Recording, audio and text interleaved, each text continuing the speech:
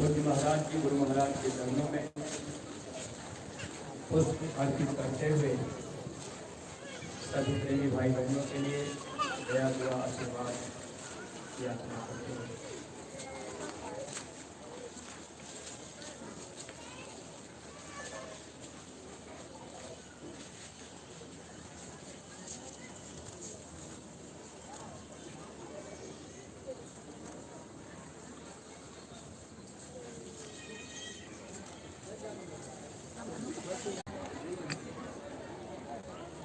बोलो जय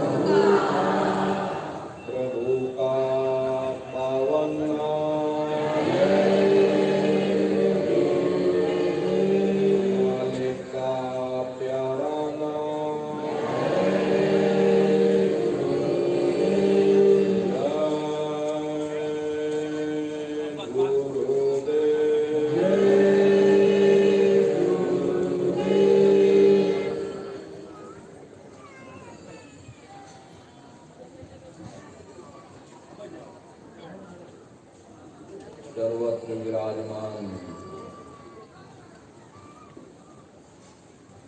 शब्द स्वरूप परम पूज्य स्वामी जी महाराज के श्री चरणों में कोटि कोटि नमन प्रणाम करते हुए गुरु महाराज के दरबार में उपस्थित सभी सत्संगी धर्म प्रेमी भाई बहनों को सादर जय गुरुदेव।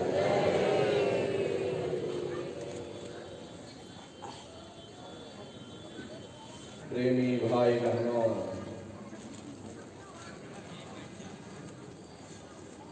जिस संसार में हम आप रहते हैं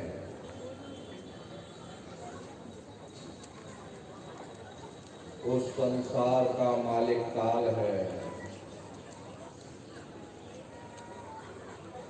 जिसने सारे जगत के जीवों को फंसा रखा।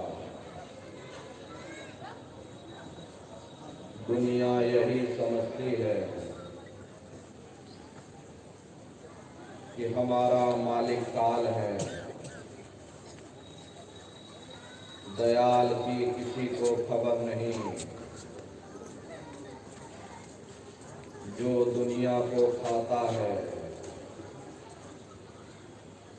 दुनिया उसी की पूजा करती है। हालांकि संतों महात्माओं ने काल दयाल के भेद को प्रकट किया है, लेकिन बहुत से जीव ऐसे भी हैं जिन्हें काल दयाल के भेद का कोई यथा पता तक नहीं मालूम। महात्मा हमें प्रेम से समझाते हैं कि भाई जो साधन थे पिछले युग के सो कलयुग में किए प्रमाण। जो पुराने समय के साधन थे उस परमात्मा को प्राप्त करने के लिए वे अब कलयुग में मुनासिब नहीं हो सकते, क्योंकि समय बदलता रहता है तो कानून भी बदलते रहते हैं। यहाँ तो युग के युग बीत चुके। अगर हम ये सोच लें कि हम पिछले युगों की साधना इस कलयुग में कर लेंगे तो यह कभी संभव नहीं हो सकता। सतयुग में मनुष्य की उम्र 1,00,000 वर्ष की हुआ करती थी। 10-10 हजार हाथियों का बल एक एक मनुष्य में हुआ करता था। फिर त्रेता में घटकर 10वां हिस्सा यानी 10,000 साल की आयु हो गई। फिर घट करके 10वां हिस्सा यानी 1000 वर्ष की उम्र हो गई। और अब कलयुग में घट करके 10वां हिस्सा यानी 100 साल की आयु हो गई। 100 साल में भी 20 साल खेलने खाने में गुजर जाते, बाकी बचे 40 साल। इसमें शादी ब्याह भी करना है, बाल बच्चे भी करने हैं, उनकी परवरिश के लिए नौकरी पेशा भी करना है। फिर मनुष्य के पास समय कहाँ, न समय है न सामर्थ्य है। इसीलिए प्रेमी भाई बहनों, उन युगों की साधना इस कलयुग में मुनासिब नहीं हो सकती। महात्मा हमें प्रेम से समझाते हैं कि भाई मूर्ख प्राणी मन सैलानी, सो अटके जल और पाषाण, बुद्धिमान अभिमानी सो नर, विद्या नार के हुए गुलाम। इस संसार में 3 तरह के मनुष्य होते हैं। एक अज्ञानी होता,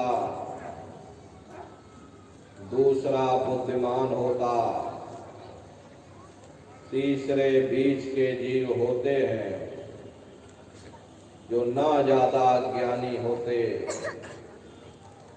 ना ही ज्यादा बुद्धिमान होते। जो अज्ञानी लोग होते हैं वे क्या करते हैं कि रुपया पैसा कमाया,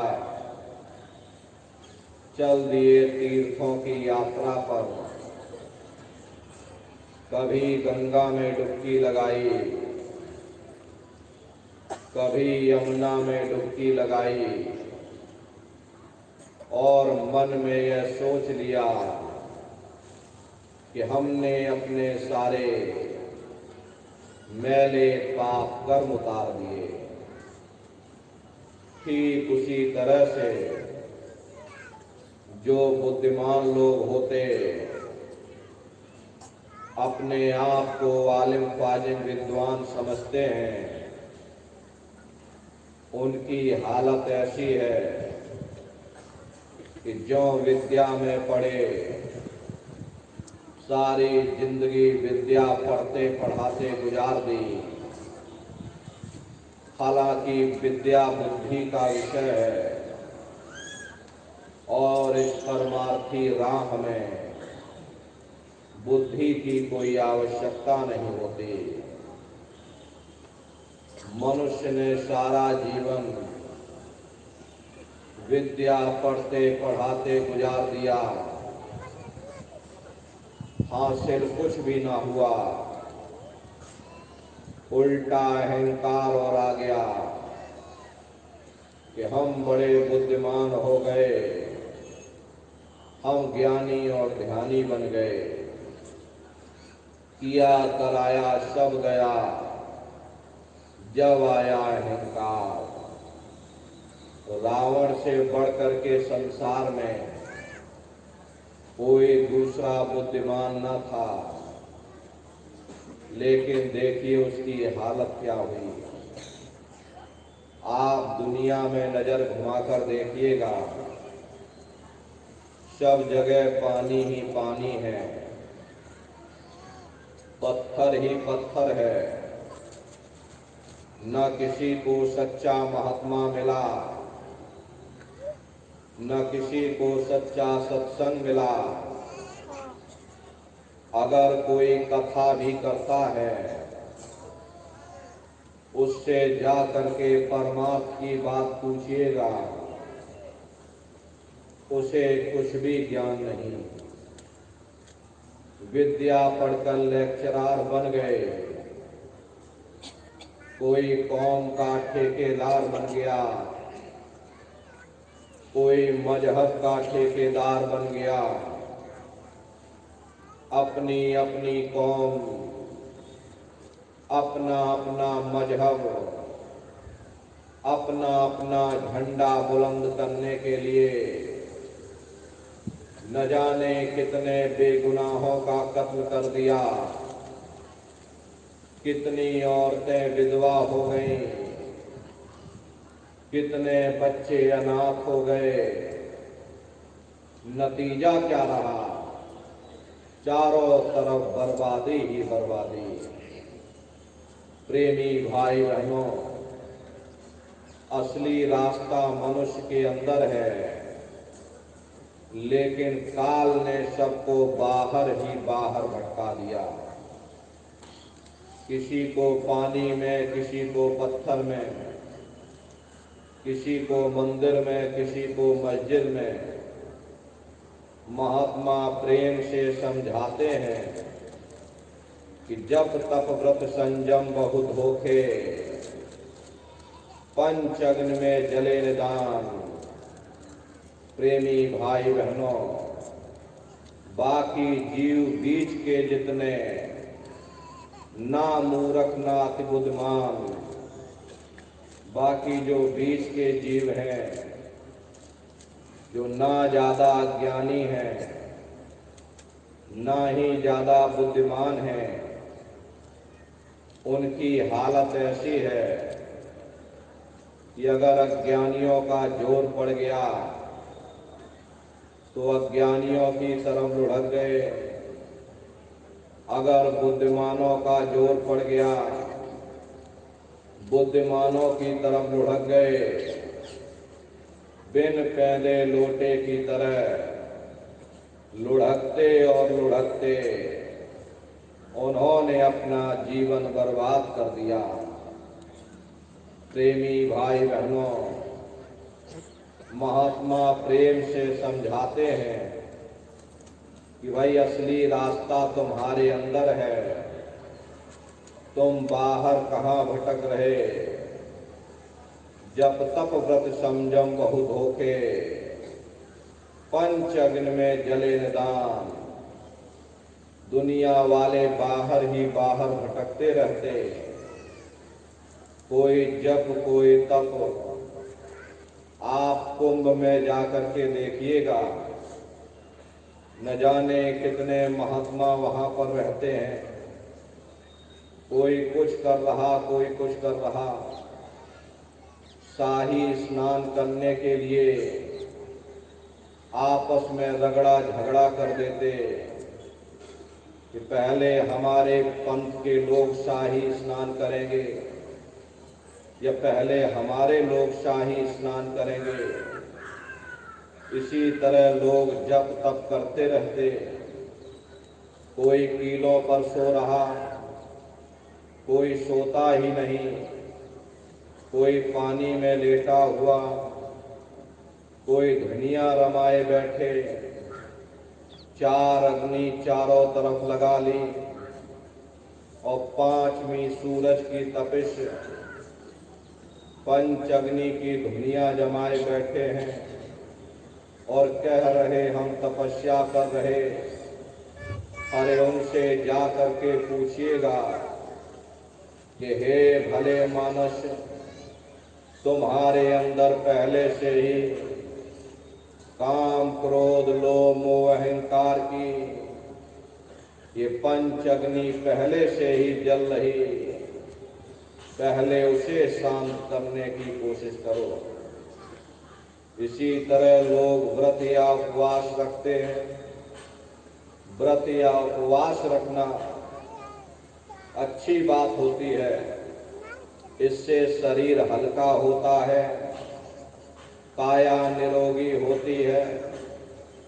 लेकिन अगर हम ये सोच लें कि हम व्रत या उपवास करके उस परमात्मा को प्राप्त कर लेंगे, तो यह कभी संभव नहीं हो सकता।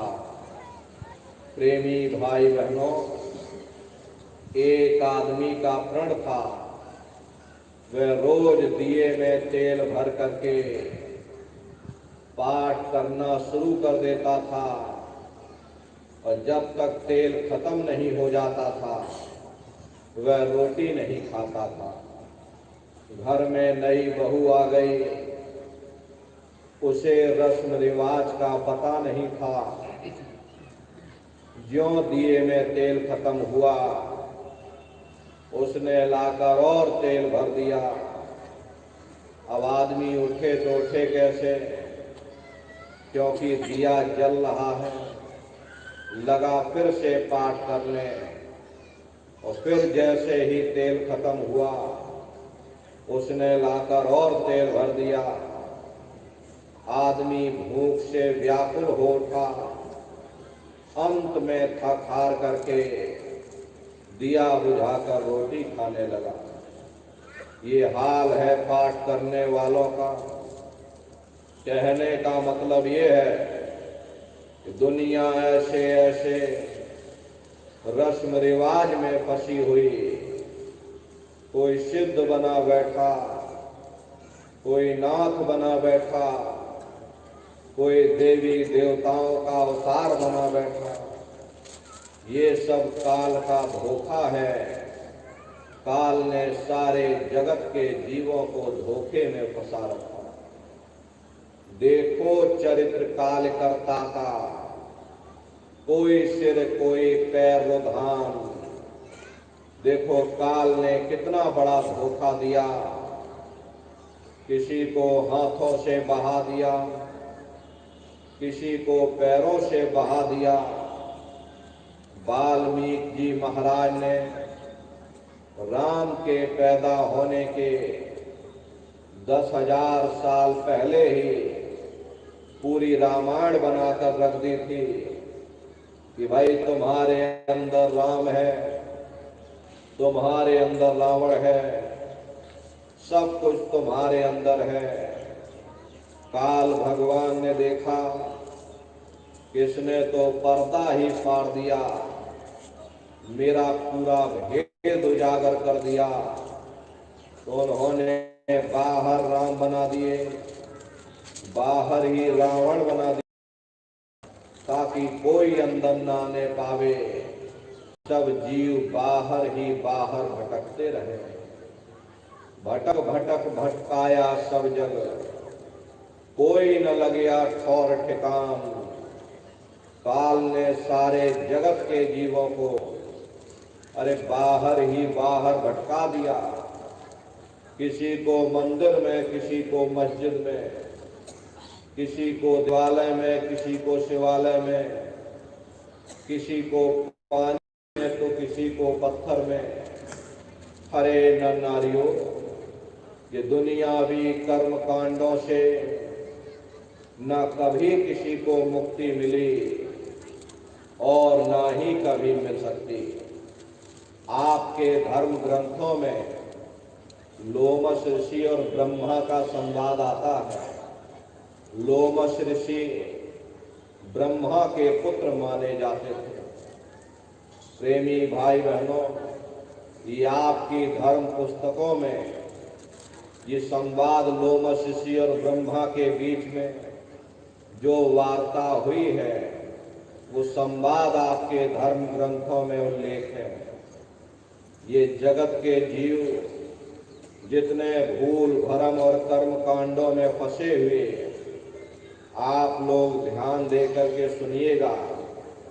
हम किसी पूजा अर्चना का विरोध नहीं कर रहे। ये तो जो आपकी धर्म ग्रंथों में उल्लेख है, हम उसी का आपको अर्थ बता रहे हैं। लोमस ऋषि ब्रह्मा के पुत्र माने जाते थे।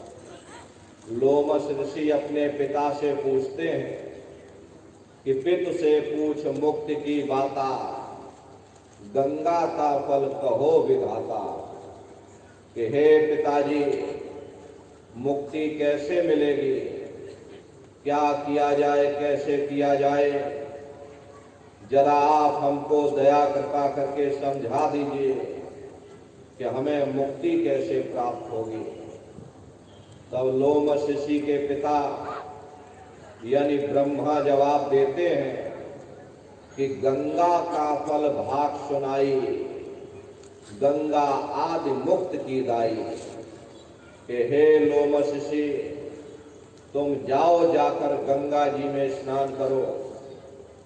जो कोई गंगा स्नान करता है उसे सहज में मुक्ति मिल जाती है। तो लोमस ऋषि ने जवाब दिया कि सहस एकादश गंगा नहाया, जासे जौन मोक्ष का पाया।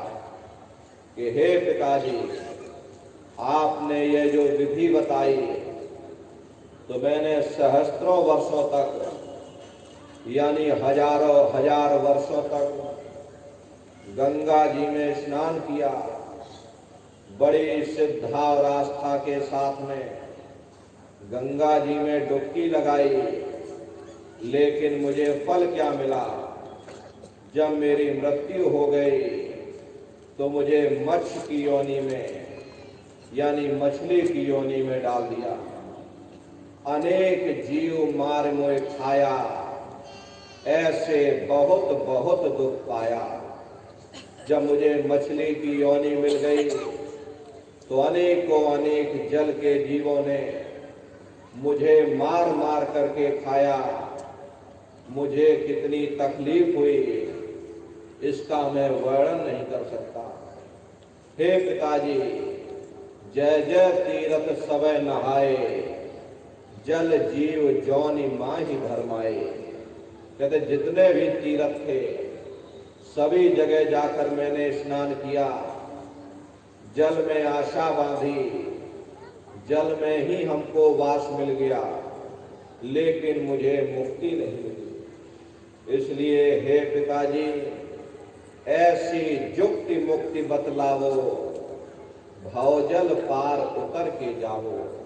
कि ऐसी जुक्ति, ऐसी मुक्ति का रास्ता हमको बतला दो जिससे यह जीवात्मा सदा सर्वदा के लिए इस भवसागर रूपी समुद्र से पार हो जावे, जन्म मरण के बंधनों से सदा सर्वदा के लिए छुटकारा हो जावे, हमारी जीवात्मा परमात्मा में विलीन हो जावे। हे पिताजी, दया कृपा करके मुझे कोई ऐसा रास्ता बतला दो। तब लोमस ऋषि के पिता यानी ब्रह्मा उनको जवाब देते हैं कि लोमस ऋषि सुनिए भाई, सेवा ठाकुर कीजिए जाई। कि हे लोमस ऋषि, मेरी बात को बड़े ध्यान से सुनो। तुम जाओ जाकर ठाकुर जी की सेवा करो। चरणामृत व्रत साधो सोई, सहजे में मुक्ति पुनि हुई। रोज रोज ठाकुर जी की सेवा करना, रोज रोज उनका चरणामृत लेना, ये सहज से सहज यानी सरल से सरल काम है। रोज रोज पूजा कर लो, रोज रोज चरणामृत ले लो, जाओ तुम यह काम करो, तुम्हें सहजता से यानी सरलता से तुम्हें मुक्ति मिल जाएगी। तब लोमस ऋषि जवाब देते हैं कि सहस वर्ष ठाकुर को सेवा, दूजा जाना और न भेवा।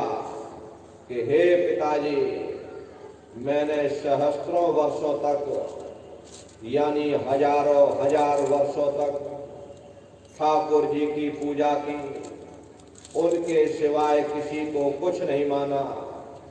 सब कुछ अपना उनके चरणों में न्यौछावर कर दिया। विध विध ध्यान विधि से कीन्हा, पल पायो पाहन को लीन्हा। कहते भाई विध विध ध्यान यानी विधि और विधान के साथ में, जैसे जैसे धर्म ग्रंथों में उल्लेख है ठीक उसी प्रकार से विध विधान के साथ में मैंने ठाकुर जी की पूजा की, लेकिन मुझे फल क्या मिला? फल पायो पाहन को लीना। पाहन कहते हैं जड़ को, यानी जब मेरी मृत्यु हो गई, मुझे जड़ की योनि में डाल दिया गया और मैं हजारों हजार वर्षों तक भटकता रहा। हे पिताजी, मैंने और भी बहुत सारी पूजाएं की, सेवा शिव कीनी विधि भाता, फल फूल जल अक्षत साथा। कि हे पिताजी, मैंने शिव जी की भी पूजा की, जैसे जैसे धर्म ग्रंथों में उल्लेख है कि फल फूल जल अक्षत को साथ में लेकर के और तुम शिव जी की पूजा करो, ठीक उसी प्रकार से फल फूल जल अक्षत को साथ में लेकर बड़ी श्रद्धा और आस्था के साथ मैंने शिव जी की भी पूजा की। अनेक दिवस पाहन कर आशा, अंत तहां पुन लीनो वासा। कहते भाई अनेकों अनेक युग युगांतर तक मैंने पाहन में यानी जड़ में आशा बांधी, तो जड़ में हमको वास मिल गया, लेकिन मुझे मुक्ति नहीं हुई। इसलिए हे पिताजी, दया कृपा करके कोई ऐसा रास्ता बतलाओ जिससे मुझे मुक्ति मिल जाए, ये जीवात्मा परमात्मा में विलीन हो जाए। हे पिताजी, दया कृपा करके मुझे कोई ऐसा रास्ता बताओ। तब लोमश ऋषि के पिता यानी ब्रह्मा जवाब देते हैं कि पूजो पत्ती प्रीत लगाई, पीपर में जल नाओ जाई। कि हे लोमश ऋषि, तुम प्रीत लगा करके स्वामी नाम की पत्ती की पूजा करो और पीपर पर जल चढ़ाओ। जाओ तुम यह काम करो, तुम्हें सहजता से यानी सरलता से तुम्हें मुक्ति मिल जाएगी। एक दिया पत्ती पे लावे, सो तो कोट यज्ञ फल पावे। कि हे लोमश ऋषि, मेरी बात को बड़े ध्यान से सुनो। जो एक दिया स्वामी नाम की पत्ती के नीचे रखता है, उसे कोटान कोट यज्ञों का फल प्राप्त होता। स्वामी नाम की पत्ती ये माताएं बहनें अपने घरों के आंगन में लगाती हैं, उनकी पूजा की जाती है। क्योंकि ये हमारे गुरु महाराज का नाम है, इसीलिए हम लोग नहीं लेते, लेकिन माताएं बहनें सभी लोग जानते हैं कि अपने अपने घरों के आंगन में लगाकर पूजा की जाती है। उसी का यहाँ पर वर्णन किया जा रहा है। तो कहते भाई एक दिया जो स्वामी नाम की पत्ती के नीचे रखता है, उसे कोटान कोट यज्ञों का फल प्राप्त होता। जाओ तुम यह काम करो, तुम्हें सहजता से मुक्ति मिल जाएगी। तब लोमश ऋषि कहते हैं कि पत्ती पूजा वर्ष हजारा, वृक्ष योनि पाई। यानी मैंने हजारों हजार वर्षों तक स्वामी नाम की पत्ती की पूजा की, लेकिन मुझे फल क्या मिला? जब मेरी मृत्यु हुई तो मुझे वृक्ष की योनि में डाल दिया। और मैंने और भी बहुत सारी पूजाएं की। पीपर पूजा वर्ष हजारा, ताको सुन वर्तंत निवारा। कि हे पिताजी, मैंने पीपर की भी पूजा की, बड़ी श्रद्धा और आस्था के साथ पीपर पर जल चढ़ाया, पीपर की परिक्रमा लगाई, लेकिन मुझे फल क्या मिला? कन खजुरा दे ही पाई, बार बार भव में भरमाई। कहते भाई मुझे कन खजुरे की योनि में डाल और बार बार भव में, भाव कहते 4,84 लाख योनियों को, कि बार बार 4,84 लाख योनियों में हम भटकते रहे। मुझे कितनी तकलीफ हुई, कितनी मुझे पीड़ा हुई, इसका मैं वर्णन नहीं कर सकता। इसलिए हे पिताजी दया कृपा कर मुझे कोई ऐसा रास्ता बतला दो जिससे मुझे भवसागर में न भटकना पड़े, जन्म मरण के बंधनों से हम हमेशा के लिए आजाद हो जाएं। तब लोमश ऋषि के पिता यानी ब्रह्मा जवाब देते हैं कि हे लोमश ऋषि, एकादशी करो तुम जाई, याते मुक्ति सहज में पाई। जाओ तुम एकादशी का व्रत रखो, तुम्हें सहजता से मुक्ति मिल जाएगी। तब लोमश ऋषि जवाब देते हैं कि सहस वर्ष एकादश कीना, अंत जन्म माखी को लीना। कि हे पिताजी, मैंने सहस्त्रों वर्षों तक यानी हजारों हजार वर्षों तक एकादशी का व्रत किया, लेकिन मुझे फल क्या मिला? जब मेरी मृत्यु हो गई तो मुझे मक्खी की योनि में डाल दिया। प्रेमी भाई बहनों, हम किसी पूजा अर्चना का विरोध नहीं करते। ये जो आपकी धर्म ग्रंथों में उल्लेख है, लोमश ऋषि और ब्रह्मा का संवाद, उसी का हम आपको अर्थ बता रहे हैं। तो लोमश ऋषि अपने पिता से कहते हैं कि मैंने हजारों वर्षों तक एकादशी का व्रत रखा, लेकिन मुझे फल क्या मिला? जब मेरी मृत्यु हुई मुझे मक्खी की योनि में डाल दिया। और पुनि व्रत कीनी बहु तेरा, ताता सुन वर्तंत निवेरा। कि हे पिताजी, मैंने और भी बहुत सारे व्रत किए, लेकिन मुझे मिला कुछ नहीं। मैं खाली का खाली रह गया, मेरा जन्म बर्बाद हो गया। प्रथम व्रत एतवार को कीना, याते जन्म चील को लीना। कि हे पिताजी, मैंने बड़ी श्रद्धा और आस्था के साथ हर इतवार को व्रत रखा, लेकिन मुझे फल क्या मिला? जब मेरी मृत्यु हो गई मुझे चील की योनि में डाल दिया। मंगल बहुविधि व्रत रहाई, याते जन्म सुअर को पाई। कि हे पिताजी, मैंने बड़ी श्रद्धा और आस्था के साथ मंगलवार का व्रत किया, लेकिन मुझे फल क्या मिला?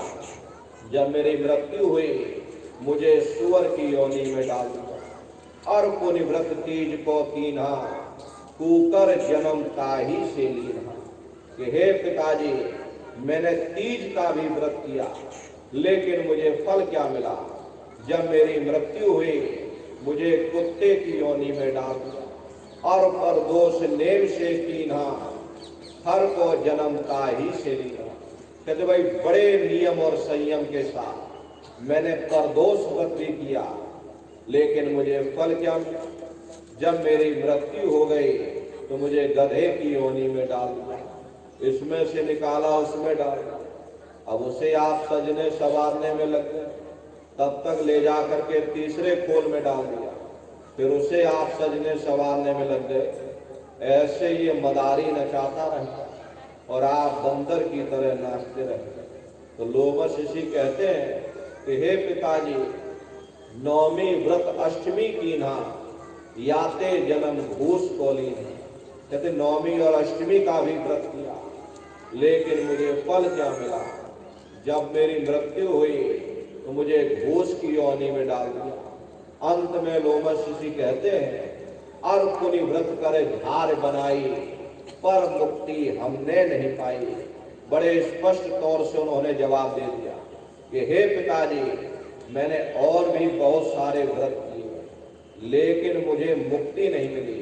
मैं खाली का खाली रह गया, मेरा जन्म बर्बाद हो गया। जहां मैंने आशा बांधी वहीं हमको वास मिल गया, लेकिन मुझे मुक्ति नहीं मिली। इसलिए हे पिताजी, दया कृपा करके मुझे कोई ऐसा रास्ता बतला दो जिससे मुझे मुक्ति मिल जाए, इस भवसागर रूपी समुद्र से हम पार हो जाएं।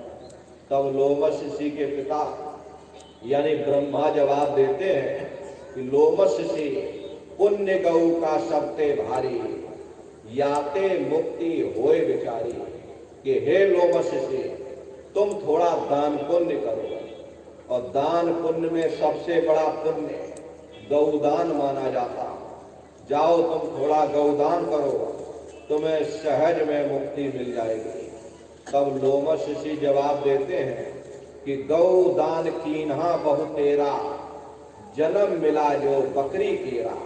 कि हे पिताजी, मैंने बहुत गोदान किया, लेकिन मुझे फल क्या मिला? जब मेरी मृत्यु हो गई तो मुझे बकरी की योनि में डाल दिया। न जाने कितनों ने मेरा शिकार किया, मुझे काट काट करके खाया। मुझे कितनी तकलीफ हुई, कितनी मुझे पीड़ा हुई, इसका मैं वर्णन नहीं कर सकता। हे पिताजी, जो तुम कही सभी हम कीन्हा, और मुक्त न पायो रहो अधीना। कि जो भी आपने विधि बताई, मैंने विधि विधान के साथ उसे पूर्ण किया। इतना तीर्थ व्रत कर्म कांड इस संसार में कोई नहीं कर सकता जितना मैंने किया, लेकिन मुझे मिला कुछ नहीं। मैं खाली का खाली रह गया, मेरा जन्म बर्बाद हो गया, मेरा समय बर्बाद हो गया। इसलिए हे पिताजी, मैंने बहुत भटक लिया, मुझे कोई ऐसा रास्ता बतला दो जिससे मुझे मुक्ति मिल जाए। बड़े दीन भाव से होकर के लोमश ऋषि अपने पिता से कह रहे कि हे पिताजी, मैंने बहुत भटक लिया, मुझे कोई ऐसा आखिरी रास्ता बतलाओ जिससे मुझे मुक्ति मिल जाए।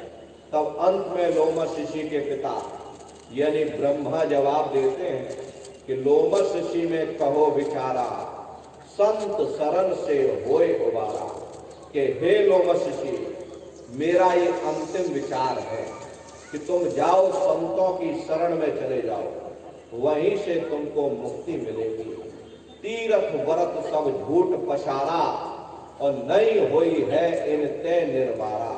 कहते तीर्थ व्रत सब झूठ का पसारा है, ये मेरे फैलाए हुए जंजाल हैं, इससे कभी किसी को मुक्ति प्राप्त नहीं हो सकती। अगर तुम मुक्ति पाना चाहते हो तो संतों की शरण में जाओ, क्योंकि मुक्ति का रास्ता अगर है तो वह केवल संतों के पास है।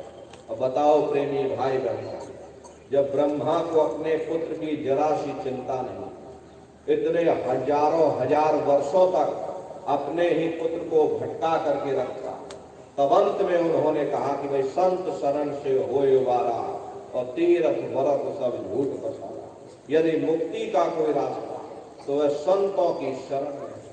प्रेमी भाई बहनों, इसीलिए वह मालिक अति दया कृपा करके संतों महात्माओं को इस धरा भूमि पर भेजते हैं। संत महात्मा फकीर इस धरा धाम पर आकर के जीवों को समझाने का प्रयास करते कि भाई हम आए वही देश से जहां तुम्हारो धाम, और तुमको घर पहुंचावना एक हमारो काम।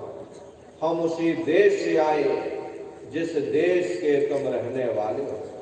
यह देश तुम्हारा देश नहीं, तुम्हारा देश सचखंड है। ये कौम तुम्हारी कौम नहीं, तुम्हारी कौम सतनाम है, और ये जीवात्मा उस सतनाम रूपी समुद्र की बूंद है। इस बूंद को समुद्र से मिलाओ, यानी इस जीवात्मा को उस परमात्मा से मिलाओ।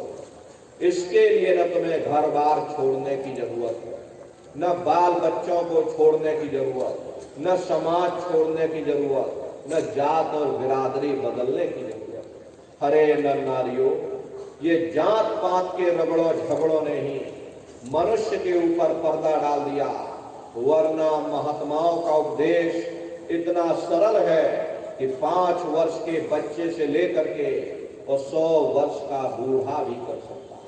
क्या स्त्री और क्या पुरुष, क्या आदमी और क्या औरत, क्या ऊंच और क्या नीच, और क्या अमीर और क्या गरीब, वो नाम सबके लिए साझा है। वो हर मनुष्य के अंदर रात और दिन धुनकारे दे रहा है। वो साधु संतों के अंदर गूंजता है तो वह चोर और ठगों के अंदर भी गूंजता है। यहाँ किसी कौम का सवाल नहीं, यहाँ किसी मजहब का सवाल नहीं, यहाँ किसी जात और बिरादरी का सवाल नहीं। ये जात पात के रगड़े और झगड़े ये हमारे अपने नहीं है, ये सिर्फ हमारे मन की ख्वाहिशें हैं, ये मन की इच्छाएं हैं। अरे आप सभी लोग बुद्धिमान हो, अपनी अपनी बुद्धि से आप लोग स्वयं विचार करिए।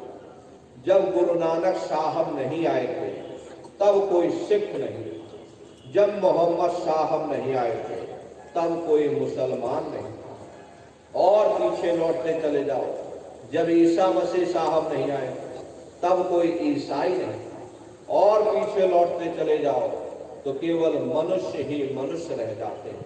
ये रगड़े झगड़े किसने पैदा किए? हमारे मन ने पैदा किए। किसके लिए? केवल अपने स्वार्थ के लिए। हरे नर नारियों, कोई भी महात्मा इस धरा भूमि पर आकर के न कोई कौम बनाने आता है, न कोई मजहब चलाने आते, और न ही आप हमारे हाथों में ये डंडे और तलवारें देने के लिए।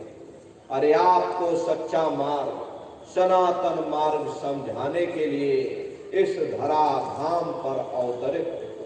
ये जितने हमारे मजहब हैं, चाहे हिंदू धर्म हो, चाहे मुसलमान धर्म हो, चाहे सिख या ईसाई धर्म हो, ये जितने हमारे मजहब, इनके जितने रीत रिवाज हैं, जितना रहन सहन का तरीका है, जितनी भी शरीयतें हैं, हमें जरूर अलग अलग नजर आती हैं, लेकिन उसके अंदर जो रूहानियत होती है वो असलियत होती है।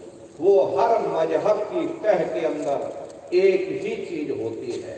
संत महात्मा फकीर उस रूहानियत को हासिल करने का तरीका समझाते। रूहानियत और शरीयत का आपस में वैसा ही रिश्ता होता है जैसा कि जेवरों का जेवरों के डिब्बों के साथ होता।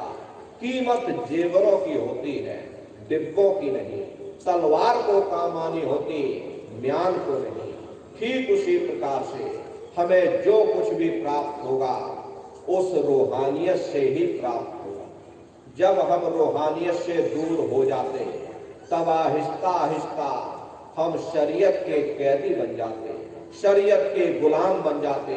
वो शरीयत धर्म के ठेकेदारों के हाथों में चली जाती, वे हमें बाहर मुखी कर देते, कर्म कांडों में उलझा देते। हम प्रेमी भाई बहन इतना कर्म कांडों में उलझा देते ताकि उनका भी रोजगार चलता रहे। जिस चीज को हासिल करके हमें सुख प्राप्त करना है उस ओर हमारा ध्यान ही नहीं जाता। सुख तो परमात्मा की भक्ति में, परमात्मा के प्यार में मिलेगा। इसीलिए महात्मा प्रेम से समझाते हैं कि भाई सुरत सुन बातरी, तेरा धनी बसे आकाश। है जीवात्माओं, तुम्हारा पति वो परमात्मा है, वो परमेश्वर है, वो सचखंड में बैठा हुआ और तुम माया के जाल में फंसे हुए।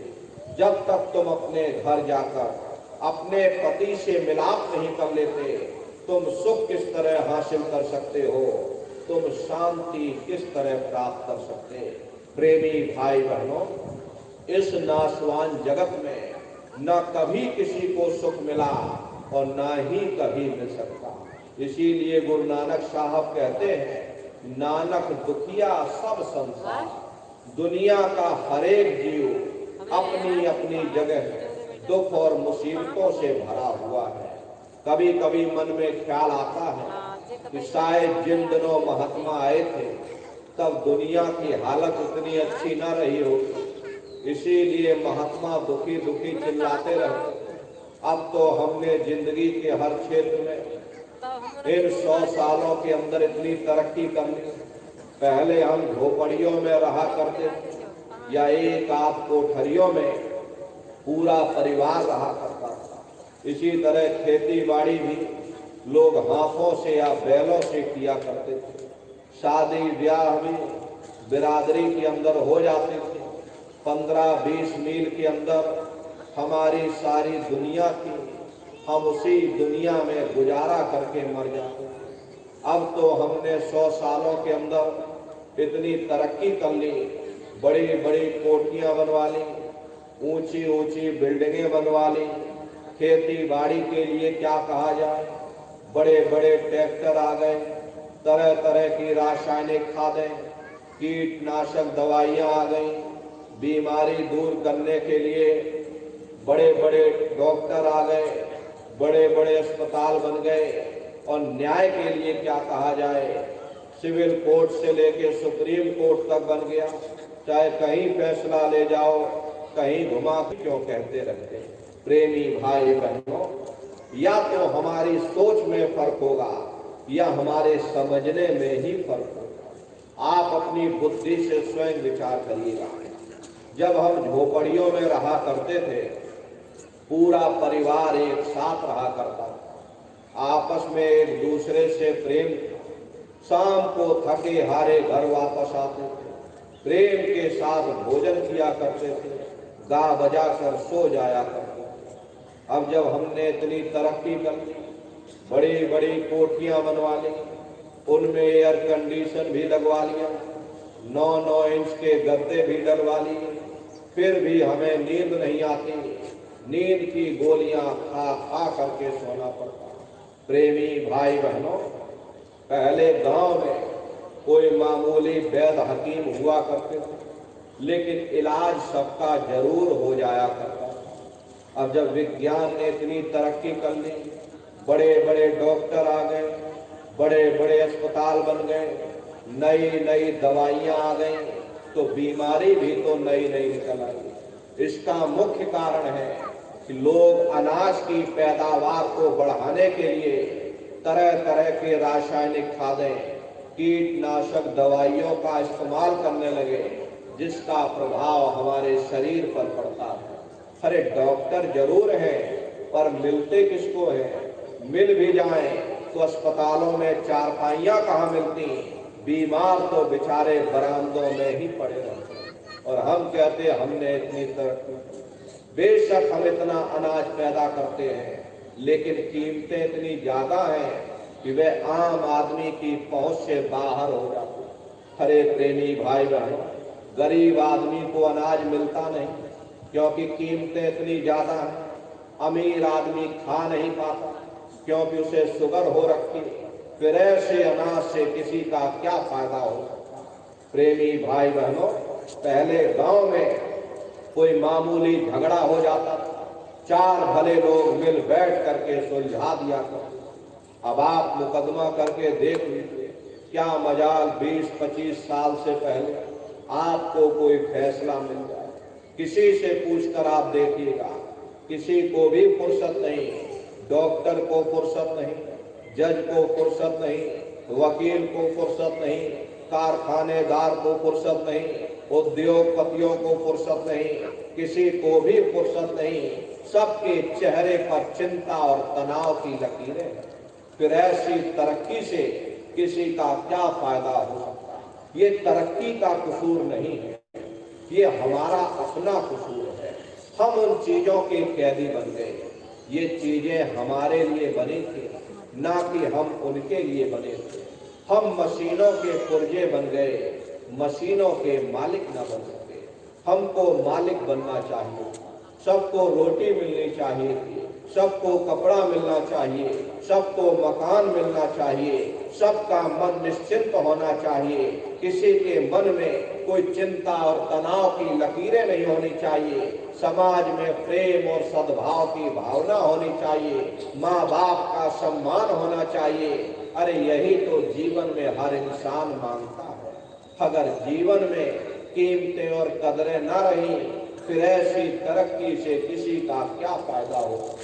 इसीलिए नारियों, महात्माओं ने जब कहा था वो तब भी ठीक था, अब कहा तो अब भी ठीक है। दुनिया में न तब किसी को सुख मिला, न अब किसी को सुख मिल सकता। इसीलिए महात्मा कहते हैं, वे तजो मन यह दुख सुख का धाम। संतों महात्माओं ने इस नगरी को दुख और सुख की नगरी कह करके बयान किया। तो कोई इंसान ऐसा नहीं मिलेगा जिसको हमेशा सुख ही सुख प्राप्त हुए हो, या कोई इंसान ऐसा नहीं मिलेगा जिसको हमेशा दुख ही दुख प्राप्त हुए हो। 10 दिन दुख में गुजर जाते, थोड़ा बहुत सुख का सामना भी होता, और यदि 10 दिन सुख में गुजर जाते, थोड़ा बहुत दुख भी आता। प्रेमी भाई बहनों, ये दुख सुख की समस्याएं हमारे पिछले जन्मों के पुण्य और पाप के कारण है। जब पाप और पुण्य इकट्ठे होते हैं तब ये इंसान का जामा मिलता है। यानी पुण्यों के कारण हम सुखी हो जाते हैं तो उन पापों के कारण हमको दुख का सामना भी करना पड़ता। प्रेमी भाई बहनों, कोई भी महात्मा इस नगरी को सुख की नगरी बनाने के लिए नहीं आते। अगर संतों महात्माओं का दुनिया में आने का यही लक्ष्य होता कि दुनिया सुख की नगरी बन जाए तो अब तक जरूर बन जानी चाहिए। इतिहास गवाह है, हर किस्म के हर चोटी के महात्मा आए, लेकिन उनके आने के बावजूद ये दुनिया सुख की नगरी न बन सकी। तो हम आप क्या सोच करके बैठे कि हम लोग इसको सुख की नगरी बना सकेंगे। प्रेमी भाई बहनों, ये दुनिया भर के कांटे बांटे हम कितने भी क्यों ना इकट्ठे कर लें, कभी कामयाब नहीं हो सकते। अगर हिम्मत करके हम अपने पांवों में ही जूतियां पहन लें कि दुनिया के कांटे हम पर असर नहीं कर सकते। ये दुख सुख की समस्याएं, ये दुख सुख के मसले ना कभी किसी से हल हुए और ना ही कभी हो सकते। लेकिन महात्मा जिंदगी गुजारने ऐसा सुगम सरल साधन तरीका समझाते जिस पर चल करके हमारा ख्याल इन सुख दुख की समस्याओं से परे चला जाता। अरे महात्मा कहते हैं, लगो तुम अब चढ़कर सतनाम। अगर सुख प्राप्त करना चाहते हो तो सतनाम की खोज करो, क्योंकि जितना अरसा जितना समय हमारा ख्याल परमात्मा की भक्ति में लगा रहेगा, हम दुनिया में 2-4 दिन जरूर सुख हासिल कर सकते। और अगर हमारा ख्याल परमात्मा की भक्ति से हट जाए तो ये सारी दुनिया हमारे लिए दुख का रूप बन करके खड़ी हो जाती। अरे आप सभी लोग बुद्धिमान हो, अपनी अपनी बुद्धि से स्वयं विचार करिएगा।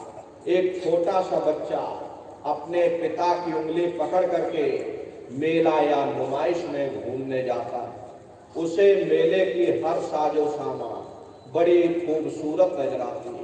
किसी जगह खेल खिलौनों की दुकानें लगी, कहीं गुड्डे गुड़ियों की दुकानें, कहीं झूलों की दुकानें, कहीं मिठाई और पकवान की दुकानें। वो बच्चा सोचता है कि शायद ये खुशी हमको मेले के साजो सामान से प्राप्त हो रही है। और अगर भूल करके भी वो बच्चा अपने पिता की उंगली छोड़ देता तो वह सारा साजो सामान उसी जगह रहता है, लेकिन बच्चा रोने चिल्लाने लगता, चीखने लगता। तब उसे खुद ब खुद महसूस होता है कि ये खुशी हमें तभी तक प्राप्त हो सकती जब तक हमने अपने पिता की उंगली पकड़ रखी थी। हमारा पिता कौन है? वो परमात्मा है, वो परमेश्वर है जिसने अंड खंड ब्रह्मांड की रचना की। जितना अरसा जितना समय हमारा ख्याल मालिक की भक्ति में लगा रहेगा, हम दुनिया में 2-4 दिन जरूर सुख हासिल कर सकते। और अगर हमारा ख्याल मालिक की भक्ति से हट जाए तो यह सारी दुनिया हमारे लिए दुख का रूप बन करके खड़ी हो जाती है। प्रेमी भाई बहनों, यदि महापुरुषों के इन चंद शब्दों को हम लोग बराबर याद रखते तो निश्चय ही हम अपने जीवन के लक्ष्य का पता पा जाते, अपनी जीवात्मा को परमात्मा के साथ मिलाते और प्रभु के साथ मिल करके उस आराम और चैन को पा जाते जो इस जड़ दुनिया में, इस जड़ संसार में नहीं मिलता।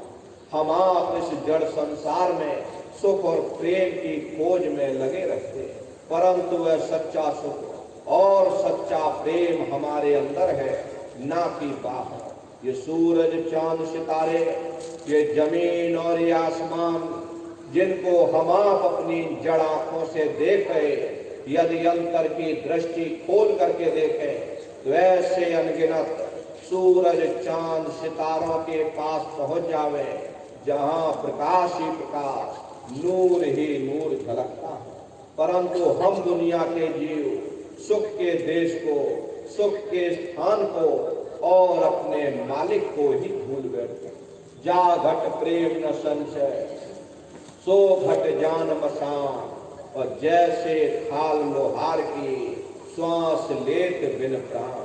ये कुदरती कारखाना देख करके कैसे जमीनी आसमानी पसारा चल रहा, कौन इसका करतार है, कहाँ वह छिपा हुआ, कैसे उससे मिला जाए जिस घट में ऐसे प्रीतम के, ऐसे पुरुष के दर्शन और दीदार की विरह और तड़प नहीं।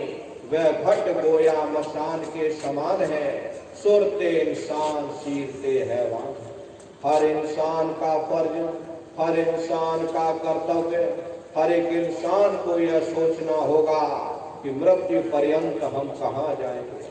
अरे हमारे बाल बच्चे कहाँ जाएंगे, हमारे रिश्ते नातेदार कहाँ जाएंगे, हमारे कुटुंब परिवार वाले कहाँ जाएंगे, और इनकी उस समय पर क्या हालत होगी। ये पराविद्या महात्माओं की पराविद्या है। हम आप इस जड़ संसार में फंस करके उस पराविद्या से अनभिज्ञ हो गए और अपने मूल उद्देश्यों को भूल गए, अपने वादे को भूल गए। वो वादा जो आपने माँ के गर्भ में किया था, जब माँ के गर्भ में आप उल्टे लटके हुए थे, सिर आपका नीचे था, पैर आपके ऊपर थे, उस समय परमात्मा से वादा किया कि हे परमात्मा, इस बार हमको मानव तन दे दो, हम भजन करेंगे, भक्ति करेंगे, अपनी जीवात्मा का कल्याण करेंगे। लेकिन जब आपको मौका मिल गया, ये मनुष्य शरीर आपको मिल गया, आप अपने वादे से मुकर गए, तो माया की छाया में फंस करके इस मिथ्या जगत को अपना मान करके आप इसी में गोता खा रहे। हरे नर नारियों, इस दुनिया में हित मित भाई बंधु, रिश्ते नातेदार, कुटुंब परिवार वाले, इनमें से कोई भी चीज तुम्हारी जीवात्मा को इस अधोगति से बचा नहीं सकता। हम कौन हैं, हम कहां से आए हैं, हमें जाना कहां है, ये मानव मात्र के लिए एक जटिल प्रश्न बना हुआ है। इस प्रश्न का हल तब तक नहीं होगा जब तक इस धराधाम पर कोई संत महात्मा फकीर ना मिल जाए। इसीलिए वह मालिक अति दया और कृपा करके संतों महात्माओं को इस धरा भूमि पर भेजते हैं। संत महात्मा फकीर इस धराधाम पर आकर जीवों को समझाने का प्रयास करते हैं कि भाई वो परमात्मा है, वो आपको मिलेगा, जीते जी मिलेगा, इसी मनुष्य शरीर में मिलेगा। इसी मनुष्य शरीर के अंदर जाकर परमात्मा से मिलने का वह एकमात्र दरवाजा है, और उस दरवाजे का भेद केवल संतों महात्माओं को ही प्राप्त है। ये दुनिया के लोग, दुनिया की आवाम जनमानस भौतिकता के ज्ञान को पढ़ करके अहंकार में डूबे रहते कि हमसे बड़ा कोई ज्ञानी नहीं। लेकिन उन बेचारों को नहीं मालूम कि जहां दुनिया का ज्ञान समाप्त होता है, उसी के सिर की चोटी से ये आध्यात्म, आत्मा और परमात्मा का ये गूढ़ ज्ञान, रहस्य विज्ञान प्रारंभ होता। उस विज्ञान को पाने के लिए सबसे पहले यह जरूरी है कि पहले आप मानवतावादी बने, मानव धर्म और मानव कर्म को अपनाएं। अरे मानव धर्म क्या है कि इंसान इंसान के काम आवे, एक दूसरे की निस्वार्थ भाव से सेवा करे, सत्य दया हिंसा परोपकार आदि गुणों को अपने जीवन में उतार करके और किसी संत महात्मा की खोज करके उनके बताए हुए रास्तों पर चल करके उस मालिक की भक्ति करके अपनी जीवात्मा का कल्याण करा ले, यही इंसान का सबसे बड़ा मानव धर्म है। लेकिन आज इस कलिकाल में ये दुनिया की आवाम जनमानस शराबों और कबाबों में, मांस और मदिरा में सुख ढूंढने की कोशिश कर रही। ये चरित्र पतन जैसे कार्यों को अपना करके ये आवाम जनमानस कैसे सुखी हो सकती। पहले अपने चरित्र जैसे धन को संचय करो, क्योंकि चरित्र ही सब कुछ है, चरित्र ही मानव धर्म की पूंजी है। ये दुनिया भर के रगड़े झगड़े, पिता पुत्र में लड़ाई, आदमी औरत में लड़ाई, घर परिवार में लड़ाई, समाज में लड़ाई, जातियों में लड़ाई, मुल्कों में लड़ाई। अरे नर नारियों, ये इंसानों का काम नहीं, ये हैवानों का काम है। इसलिए पहले आप इंसान बनो, चरित्रवान बनो, महात्माओं के समीप आओ, वे जो दया का प्रसाद दें उसे खुशी खुशी लेकर के अपने निज घर को जाओ, जहां न फिर जन्मना है और ना ही फिर मरना। इसीलिए हमारे गुरु महाराज परम संत बाबा जय गुरुदेव जी महाराज ने आवाम जनमानस के बीच में ये आवाज लगाई है, जय इंसानों, तुम अपने दीन ईमान पर वापस आ जाओ और इस जिस्मानी मंदिर में बैठ करके उस मालिक की सच्ची भक्ति करो, खुदा की सच्ची इबादत करो, जिससे तुम्हारी ये रूह, ये जीवात्मा अपने घर वापस पहुंच जाए। अरे हम माने ना माने, लेकिन संत महात्मा त्रिकालदर्शी होते, वे सब कुछ जानते हैं। अगर हम उनके वचनों को मान जाएंगे तो हम लोग बच जाएंगे, नहीं तो खाई और खंदक में जाकर गिर जाएंगे। इसीलिए अभी वक्त है उस मालिक से सच्ची प्रार्थना करने का, खुदा के सामने अपने गुनाहों की माफी मांगने का। धर्म मजहब के नाम पर लड़ने झगड़ने का नहीं, जात और बिरादरी के नाम पर लड़ने झगड़ने का नहीं। अरे हमने बहुत लड़ लिया, बड़े बड़े झगड़े और फसादे की, बड़ी बड़ी नुक्ताचीनी की, सिवाय नफरत के हमको क्या मिला? नफरत की ऐसी ज्वाला जल गई जिसमें घर जल गया, परिवार जल गया, समाज जल गई, जातियां जल गई, सारा देश जल गया।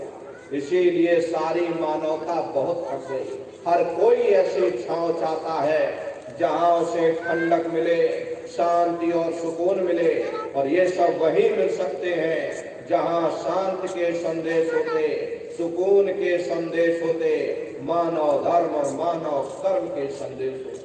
और ये संदेश केवल संत महात्मा फकीर देते हैं, जो समदर्शी होते, जो समस्त जीवों के अंदर उस प्रभु के अंश को देखते। ऐसे समदर्शी उन महात्माओं की खोज करो। ये मत देखना कि महात्मा किस जाति के हैं, महात्मा किस बिरादरी के हैं। अरे जातियां कर्म के अनुसार बनाई गई, जन्म के अनुसार नहीं।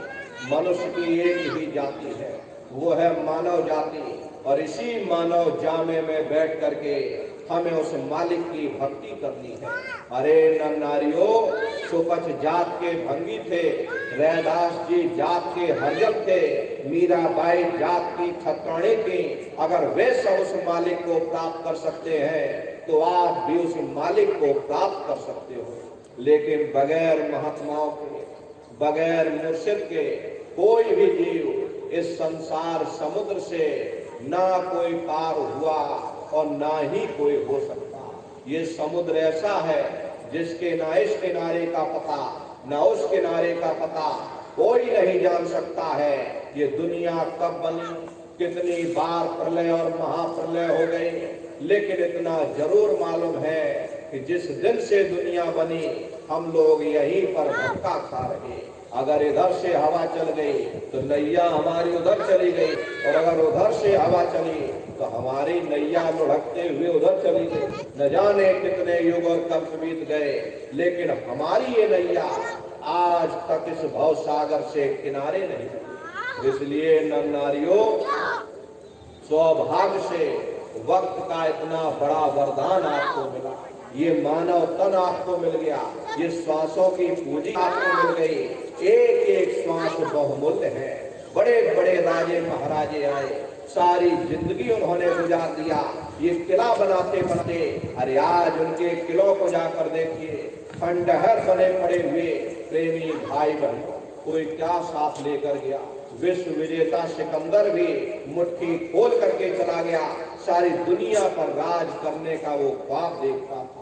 जो चीज तुम्हारे साथ में जाने वाली वो केवल परमात्मा की भक्ति है। इसलिए समय रहते सांसों की पूंजी समाप्त होने से पहले अपनी जीवात्मा के कल्याण के लिए विचार कर लीजिए, वरना ये पूंजी समाप्त होती चली जा रही। एक समय आएगा ये बुलबुला फूट जाएगा। अरे प्रेमी भाई बहनों, हम आप सारी जिंदगी घर मकान बढ़िया बनाने में गुजार देते, लेकिन कभी हमने आपने विचार नहीं किया ये जो मकान हम आप बना रहे इसमें ज्यादा से ज्यादा हम 40 साल रहेंगे, 50 साल रहेंगे, 60 साल रहेंगे, लेकिन 60 साल बाद जब इस 100 की पूंजी समाप्त होगी, जब ये बुलबुला फूट जाएगा, फिर जहां हम जाएंगे वहां हमने कोई मकान बनाया नहीं बनाया, कोई छप्पर छाया कि नहीं छाया, हम लोग कभी इस पर विचार नहीं करते। अरे प्रेमी भाई बहनों, उस समय भी विचार करो जब ये 100 की पूंजी आपकी समाप्त होगी। मामूली पीड़ा नहीं होती, जब 100 की पूंजी समाप्त होती है तो घनघोर पीड़ा होती है। सहजो भाई ने पीड़ा को बयान किया है कि सहजो मोती आइया अंग अंग दिया तो, और हिया जरे छाती फटे उठे पीर घनघोर। गुरु महाराज सत्संग में फरमाते थे कि जैसे 1 लाख भिक्षु एक साथ हमारी जिस्म पर डंक मारे, उससे भी लाखों करोड़ों गुना ज्यादा मौत के समय दर्द होता। जब मृत्यु आती है तो किस तरह से प्राण निकलते हैं, जरा आप भी समझे रहिए। देखो प्रेमी भाई बहनों, जैसे संसार में महाप्रलय आती, महाप्रलय के समय क्या होता कि सबसे पहले पूरी पृथ्वी रह जाती, ये पृथ्वी पानी में घुल करके और पानी बन जाती है। मानव सृष्टि की प्रलय एक बड़ी कयामत है और शरीर की प्रलय एक छोटी कयामत है। तो सबसे पहले जब मौत आएगी तो सबसे पहले गुदा चक्र टूटेगा, क्योंकि गुदा चक्र में पृथ्वी तत्व पाया जाता। गुदा चक्र टूट करके ऊपर इंद्री चक्र में समा जाएगा, इंद्री चक्र में जल का तत्व पाया जाता, यानी जल ने पृथ्वी को घोल दिया। और जब इंद्री चक्र टूटेगा तो यहाँ नाभि चक्र में समा जाएगा, नाभि चक्र में अग्नि का तत्व पाया जाता, यानी अग्नि ने फिर जल को सुखा दिया। और जब ये नाभि चक्र टूटेगा तो हृदय चक्र में समा जाएगा, हृदय चक्र में वायु तत्व पाया जाता, यानी वायु ने अग्नि को अपने में समाहित कर लिया और इस तरह से वायु आकाश में हो गई। जब यह कर्म कला उपजावे बुद्धि सुरत की आन दबावे, जब यह जीवात्मा पांचों तत्वों को लान करके जल पृथ्वी अग्नि वायु आकाश पांचों तत्वों को लान करके ऊपर की ओर आती है तो काल दाढ़ में आन दबानी, और जब ढर के नैनन से पानी, जब काल अपनी दाढ़ में दबाता है तो नेत्रों से पानी निकलता, इंद्रियां टूट टूट करके चकनाचूर हो जाती, सब रिश्ते नातेदार खड़े रहते, डॉक्टर वैद्य हकीम सब घेरे रहेंगे। लेकिन प्रेमी भाई बहनों, आप अपनी पीड़ा को उस समय अपने मुख से बयान नहीं कर पाओगे। उस समय की पीड़ा या तो मरने वाला जानता या कोई समर्थ महापुरुष ही जानते। यमदूत ऊपर से आते हैं और प्राणों की डोरी टूट जाती है, जीवात्मा को खींच करके इस शरीर से अलग कर दिया जाता है। और जैसे जीवात्मा शरीर से अलग हुई, जैसे प्राणों की डोरी टूटी, ये शरीर आपका मिट्टी हो जाता, क्योंकि जीवात्मा के अलग हो जाने के बाद ये सिर्फ एक माटी का पुतला है, इससे ज्यादा कुछ भी नहीं। आप इस मिट्टी के पुतले को ले जाकर शमशान भूमि पर जला करके राख कर देते। अरे आपकी कौम, आपका मजहब, आपकी जात और बिरादरी, आपका ये नाम उसी शमशान भूमि पर जल करके राख हो जाएगा। और उधर जीवात्मा को ले जाकर धर्मराज की कचहरी में पेश कर दिया जाएगा। पलक झपकते ही आपके अच्छे बुरे कर्मों का वहां हिसाब किताब होगा। धर्मराज सजा सुना देंगे, ले जाओ इसको फलाने नर्क में ले जाकर डालो। प्रेमी भाई बहनों, महात्मा कभी झूठ नहीं बोलते। महात्माओं ने जब साधना किया, साधना करके जब ऊपर गए, ऊपर जा करके जब उन्होंने नरकों का हाल देखा तो हमारी आपकी जानकारी के लिए उन्होंने धर्म पुस्तकों में लिख दिया, लोह के खम्भ तपत के माही, और जहां जीव को ले चिपटाई वहां लोहे के खंभे अग्नि से धधक धधक कर लाल हो। ऐसे खोटे जीवों को उन खंभों में चिपकाया जाता। जीव हाय हाय करके तड़पता है, तड़प तड़प जीव जुलम बुखारी, और तपत खम्भ दुखी उपजे भारी। असहनीय वेदना होती है, असहनीय दुख दर्द होता, जीव रोता और चिल्लाता रहता, अरे वहां तुम्हारी कोई पुकार सुनने वाला नहीं, कोई तुम्हारी दर्द भरी आवाज को सुनने वाला नहीं। अरे नन्नारियों, ये दुर्दशा क्यों हो गई? क्योंकि हम लोग मनमुखी हो गए, मन के कहे पर चलने लगे, मन के कहे पर चल करके अच्छे बुरे कर्म करने लगे। कर्मों का ही जखीरा अंबार के अंबार हमने अपने सिर पर लाद लिए, आज उन्हीं कर्मों का हम आप भोग पा रहे। अरे महात्मा कहते हैं कि भाई नर के अनेक और हैं, कहलक कहूं बखान, और दुख भोगते यह जीव जो जाने जो भोग समा।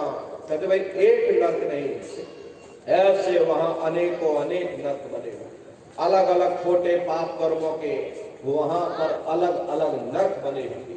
ये जीव अनंतों अनंत युगों तक नरकों की यातनाएं भोगता रहता, और नरकों की यातनाएं भोगने के बाद किसी जीवात्मा को सीधे मनुष्य शरीर नहीं मिलता, बल्कि फिर से 4 खान 84 लाख योनियों में डाला जाता।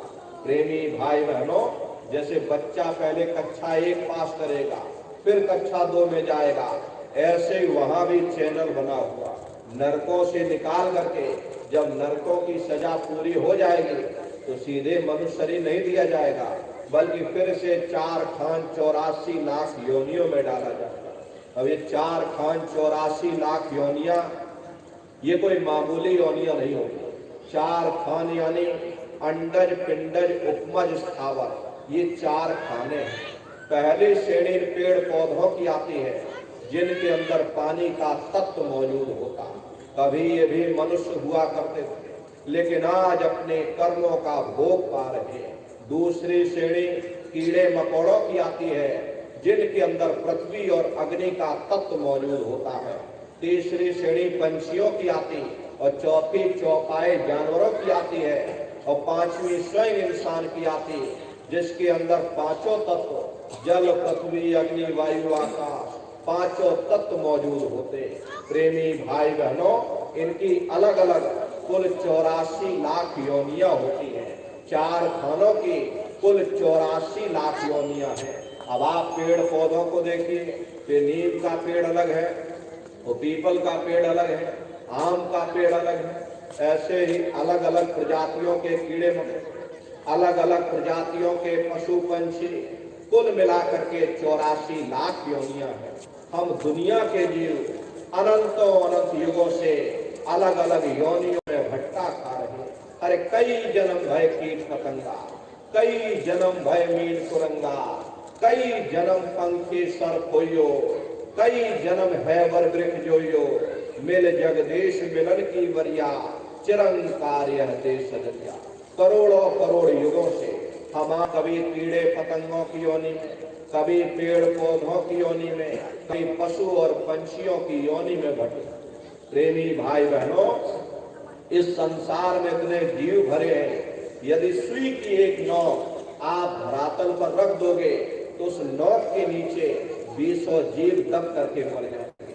आप रोज श्वास लेते हो, आपके श्वास लेने से लाखों जीव आपके अंदर चले जाते हो, रोज मर जाते हैं। प्रेमी भाई बहनों, इतने संसार में जीव भरे हुए, वो भी कभी मनुष्य हुआ करते थे, लेकिन आज अपने कर्मों का भोग पा रहे हैं। तो प्रेमी भाई बहनों, ये 84 लाख योनियां हैं।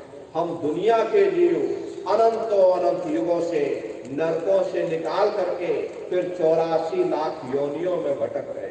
84 लाख योनियों की सबसे आखिरी योनि गाय और बैल की योनि होती है। गाय स्त्री का रूप लेती है और बैल पुरुष का रूप लेते। ये 84 लाख योनियों की सबसे आखिरी योनि होती। इसीलिए गाय बैल को काटना हमारे धर्म शास्त्रों में निषेध किया गया, क्योंकि ये जीवात्माएं न जाने कितने युगों से अपने कर्मों का भोग पा करके और गाय और बैल की योनि में आती हैं। उसके बाद इनको मनुष्य शरीर मिलना होता, लेकिन गाय बैल को यदि हम काट देंगे तो फिर ये जीवात्माएं हजारों वर्षों के लिए प्रेत योनि में चली जाती हैं। फिर जो बच्चे पैदा होते हैं वो बच्चे चिड़चिड़े पैदा होते हैं। इसलिए प्रेमी भाई बहनों, हमारे धर्म ग्रंथों में गाय बैल को काटना निषेध किया गया, क्योंकि ये 84 लाख योनियों की सबसे आखिरी योनि है।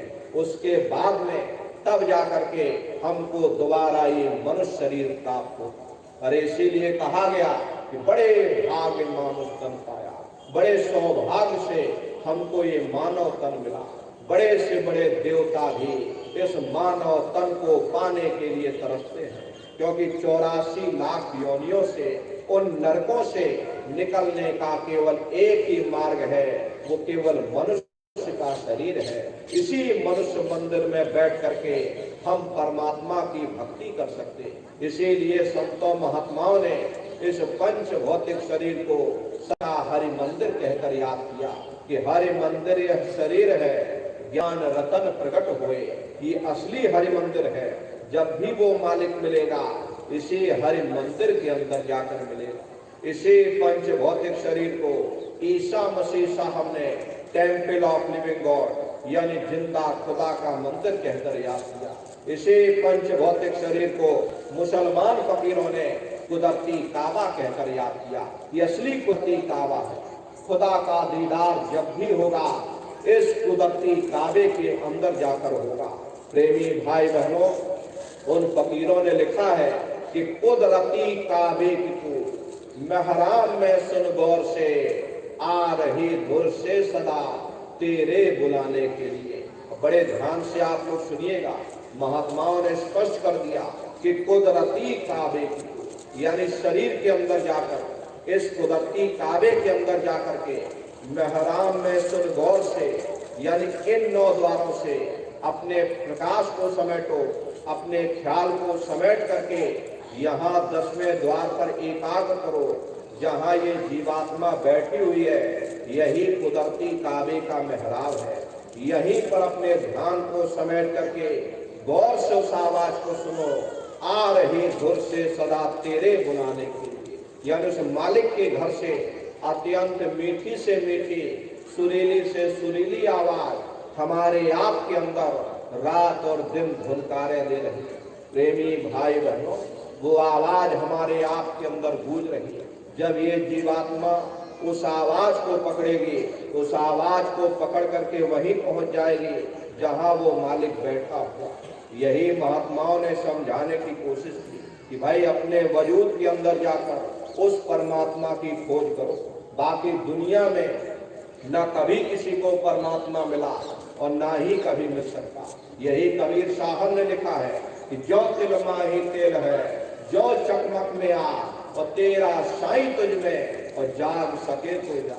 जिस तरह तिल में तेल होता, पत्थर में अग्नि होती, ठीक उसी तरह से वो मालिक हरेक के घट घट में, हरेक के वजूद के अंदर बैठा हो। यही आपकी धर्म पुस्तकों में भी लिखा, अरे मोको का घोड़े रे बंदे, मैं तो तेरे पास में, ना तीरथ में ना मूरत में, मैं तो हूँ विश्वास में। ना मैं तीरथ में मिलूंगा, ना मैं मूरत में मिलूंगा, न अन्य किसी कर्म कांड में मिलूंगा। मैं जब भी मिलूंगा तो मैं तुम्हारे अंदर मिलूंगा। इसलिए अपने वजूद के अंदर जाकर अपनी जीवात्मा को शब्द के साथ जोड़ो। सुरत शब्द नाम की कमाई करना, सब जतन दूर यद धरना।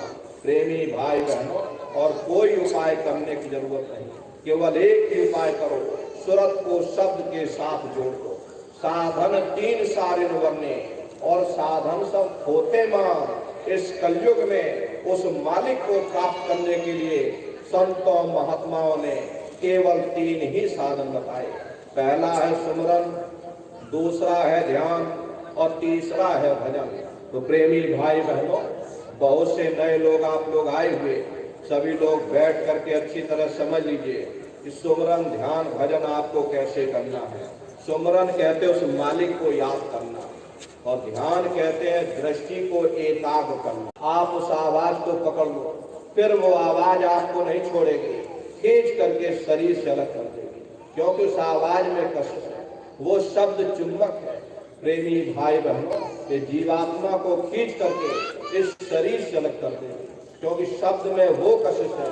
जब ये जीवात्मा उस शब्द को सुनती है तो प्रेमी भाई बहनों, जीवात्मा शब्द को पकड़ करके उसी जगह पहुंचा जाती है जहां पर वो मालिक बैठ कर आवाज दे रहा है। मान लो हम आप किसी जंगल में खो गए और चारों तरफ अंधेरा ही अंधेरा हो, कोई रास्ता नजर ना रहा हो, तो हम किसी टापू या पहाड़ पर चढ़ करके वहीं से आवाज लगाते हैं कि भाई कोई हमारी आवाज को सुन रहा हो तो कृपया करके हमको रास्ता बताओ। मान लो किसी व्यक्ति ने आपकी आवाज को सुना और उसने आपको आवाज दी कि भाई हम तुमको ये आवाज दे रहे हैं, तुम इस आवाज को पकड़ करके हम तक पहुंच जाओ।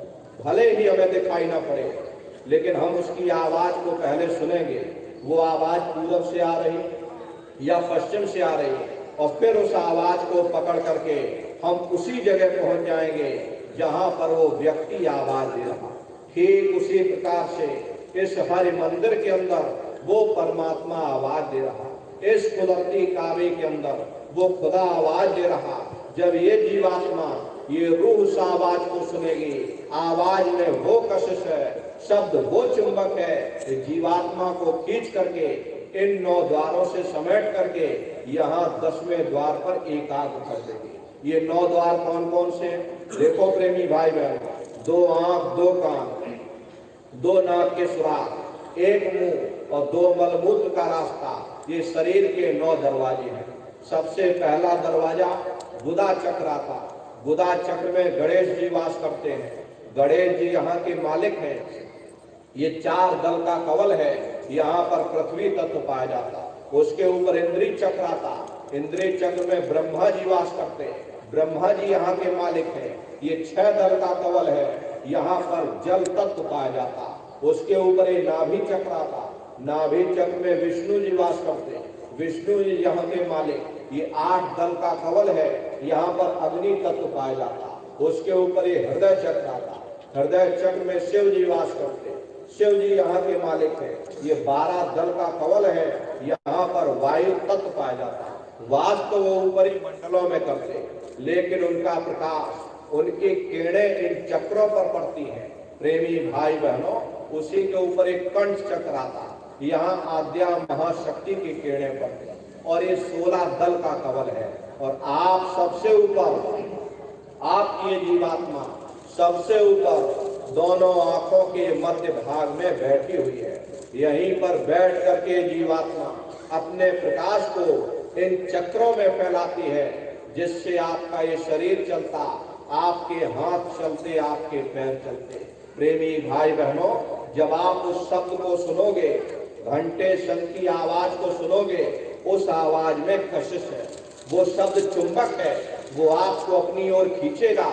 और जब खिंचाव होगा तो जीवात्मा का फैला हुआ प्रकाश 9 द्वारों से सिमट करके यहाँ 10वें द्वार पर एकाग्र हो जाएगा, जहाँ पर ये जीवात्मा बैठी हुई है। और जैसे ही 9 दरवाजों से प्रकाश को समेट करके यहाँ आपने एकाग्र किया, तुरंत वो शब्द जीवात्मा को खींच करके इस शरीर से अलग कर देगा। फिर आप अपनी आंखों से देखिएगा कि हमारा शरीर ये पड़ा और हम ये खड़े। आप शरीर नहीं हो, आप एक जीवात्मा हो। ये शरीर तो सिर्फ एक माटी का पुतला है। ये शरीर जीवात्मा के रहने का एक पिंजड़ा है। जीवात्मा शरीर से अलग हो जाए, ये शरीर आपका मिट्टी हो जाएगा, इसको जला करके आप राख कर दोगे। यदि शरीर के अंदर कोई चैतन्य चीज है तो वह केवल जीवात्मा है, और ये जीवात्मा उस परमात्मा का अंश। ज्ञान कब होगा? जब आप अपने शरीर से अलग हो जाओगे, तब आपको हकीकत का पता चलेगा कि नहीं, हम एक आत्मा है, मेरा ये शरीर एक मकान है, एक पिंजड़ा है जिसके अंदर हम कैद हैं। उस समय आपको हकीकत का पता चलेगा। तो फिर यही जीवात्मा फिर शब्द को पकड़ करके फिर ब्रह्मांडों की चढ़ाई करेगी। बड़ी भारी रफ्तार होती, पलक झपकते यह जीवात्मा खरबों योजन ऊपर चली जाती। ये सूरज चांद सितारों को पार करने के बाद सबसे पहला जो लोक आपको मिलेगा, उसे महात्माओं ने शिवलोक कहा। वो शिवलोक तमोगुणी स्थान है, वहां के मालिक शिव जी हैं। वो पार्वती जी के साथ उस लोक में विराजमान है। चैतन्य धार जो ऊपर से आ रही, जिसे महात्माओं ने गंगा कहा, वो अपना केंद्र बिंदु शिवलोक को बनाती है। इसीलिए शिव जी की जटा में ये गंगा दर्शाई जाती है। इस लोक में असंख्य जीवात्माएं रहती हैं। और ये सभी जीवात्माएं शिव स्वरूप में मौजूद होती है। जब साधक भजन करता है, जब आप भजन करोगे शब्द को पकड़ करके, यानी घंटे शंख की आवाज को पकड़ करके, सूरज चांद सितारों को लांग करके, और जब शिव लोक में पहुंचोगे और शिव जी का प्रत्यक्ष दर्शन करोगे तो प्रेमी भाई बहनों, आपका स्वरूप भी शिव के समान यानी शिव स्वरूप हो जाएगा। जो शक्तियां शिव जी को प्राप्त होती हैं वही शक्तियां साधक को भी प्राप्त हो जाती हैं। इतनी शक्तियां साधक को प्राप्त हो जाती हैं कि साधक को इतना अहंकार आ जाता, मन में एक तरंग सी उठती है, मन में एक फुरना पैदा होता कि हम कुछ कर दें। प्रेमी भाई बहनों, उस समय यदि साधक एक दहाड़ मार दे तो पूरा ब्रह्मांड कांपने लगेगा। लेकिन गुरु अपने शिष्यों को अपने साथ रखते हैं, गुरु की वजह से साधक अपनी शक्तियों का दुरुपयोग नहीं कर पाता। तो शिव जी का दर्शन करने के बाद फिर आप घंटे शंख की आवाज को पकड़ कर फिर आप ऊपर की ओर जाओगे, उसी के ऊपर आपको ब्रह्मा जी का लोक मिल जाए। वो ब्रह्मा जी का लोक रजोगुणी स्थान है। वहां के मालिक ब्रह्मा जी वो गायत्री, सावित्री और सरस्वती के साथ उस लोक में विराजमान है। वहां पर वेद ध्वनियां सदा उस लोक में उच्चारण होती रहती है। और ब्रह्मा जी का दर्शन करने के बाद फिर आप ऊपर जाओगे, उसी के ऊपर आपको विष्णु लोक मिलेगा।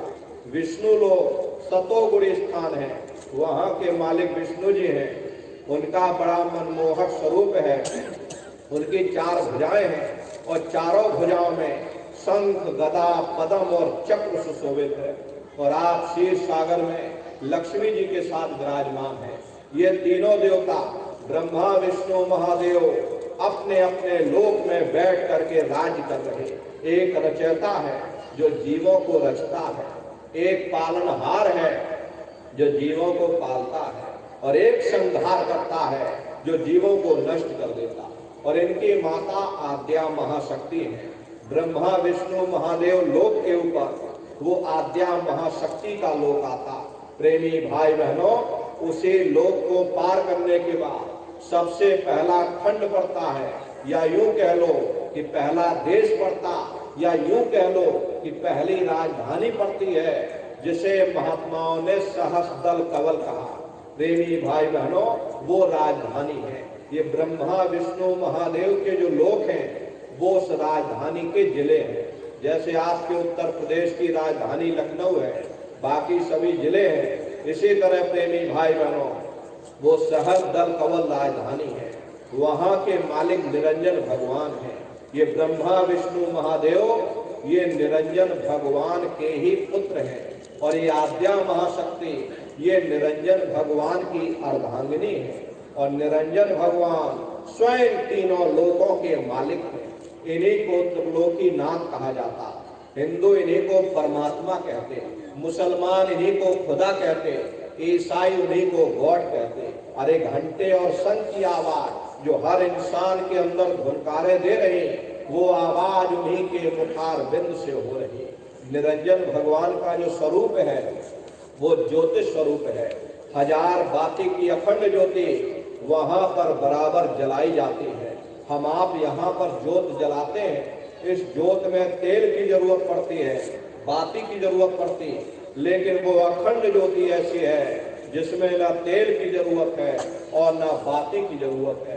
पलटू साहब ने जिक्र किया है कि उल्टा कुआ गगन में तिसमें जरे चिराग, तिसमें जरे चिराग, बिना रोगन बिन बाती, और 6 ऋतु 12 मास जब रहे दिन राती, सतगुर मिले जो होए ताहि की नजर में आवे, बिन सतगुर नहीं कोई वाह को दर्शावे। वो अखंड ज्योति ऐसी है जिससे पूरा ब्रह्मांड प्रकाशमान हो रहा। न जाने कितने ऋषि मुनि, कितने पीर, पैगंबर, औलिया उस ज्योत पर कुर्बान हुए बैठे। जितनी भी अवतारी शक्तियां आई, राम आए, राम को यहीं से नीचे उतारा गया। ये जो देश है वो राम भगवान का ही देश है। और जितने देवी देवता ब्रह्मा, विष्णु, महादेव आदि की उत्पत्ति यहीं से हुई। यहाँ के धनी का दर्शन करने के बाद फिर ये जीवात्मा दूसरे मंडल के शब्द को पकड़ करके दूसरे मंडल की चढ़ाई करती है।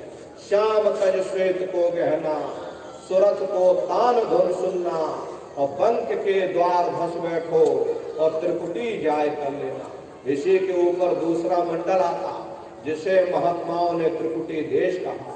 प्रेमी भाई बहनों, वहां के मालिक ब्रह्म है। वहीं से मन माया की उत्पत्ति हुई, वहीं से 3 गुण रजोगुण तमोगुण सतोगुण, तीनों गुणों की उत्पत्ति वहीं से हुई। ये जो आपके वेद हैं, वेदों की भी उत्पत्ति उसी स्थान से हुई है। महात्मा कहते हैं कि त्रिकुटी महल में विद्या सारा, धन हर गरजे बजे नगारा, और लाल वरण सूरज उजियारा। वहां पर 2 धुने, बादलों की गर्जन और मृदंग, 2 धुने उस लोक में बराबर गूंजती रहती। और प्रेमी भाई बहनों, ब्रह्म का जो स्वरूप है वो सुबह के लाल सूर्य के समान है। ये सूरज कुछ नहीं, ऐसे लाखों लाख सूर्य इकट्ठे करोगे तो वहां का एक सूर्य बनेगा। ब्रह्म का जो स्वरूप है वो सुबह के लाल सूर्य के समान, इसीलिए वहां का पूरा ब्रह्मांड लाल है। जहां तक आपकी निगाह जाएगी ब्रह्म देश में चारों तरफ आपको लाल ही लाल नजर आएगा। मीराबाई जब साधना करके वहां पहुंची, तभी मीराबाई ने लिख दिया, लाली मेरे लाल की जित देखूं उतला, लाली देखन में गई मैं भी हो गई लाल। वो पूरा ब्रह्मांड ही लाल है। जितने साधक वहां पहुंच जाते उन सभी वहां पहुंचे। जब इन्होंने ब्रह्म का दर्शन किया तो इनका स्वरूप भी ब्रह्म के समान यानी ब्रह्म स्वरूप हो गया। जितने साधक वहां पहुंच जाते हैं उन सभी को योगेश्वर कहा जाता। योगेश्वर भगवान श्री कृष्ण इसी देश में वास करते। ये जो ब्रह्म देश है ये श्री कृष्ण भगवान का ही देश है। वहां के धनी का दर्शन करने के बाद आगे पहुंची सुन जनता, ररंकार धुन सुनी पुकार, आगे श्वेत शून्य है भाई, मान सरोवर पेट नहाई। इसी के ऊपर तीसरा मंडल आता जिसे महात्माओं ने शून्य देश कहा। उसी को रारंग देश कहा जाता, उसी को अक्षर और नेति कहा जाता। वहां के जो धनी है, जो मालिक है, वो रारंग पुरुष यानी पार ब्रह्म पुरुष है। वहां किंगरी और सारंगी 2 धुने उस लोक में बराबर गूंजती रहती है।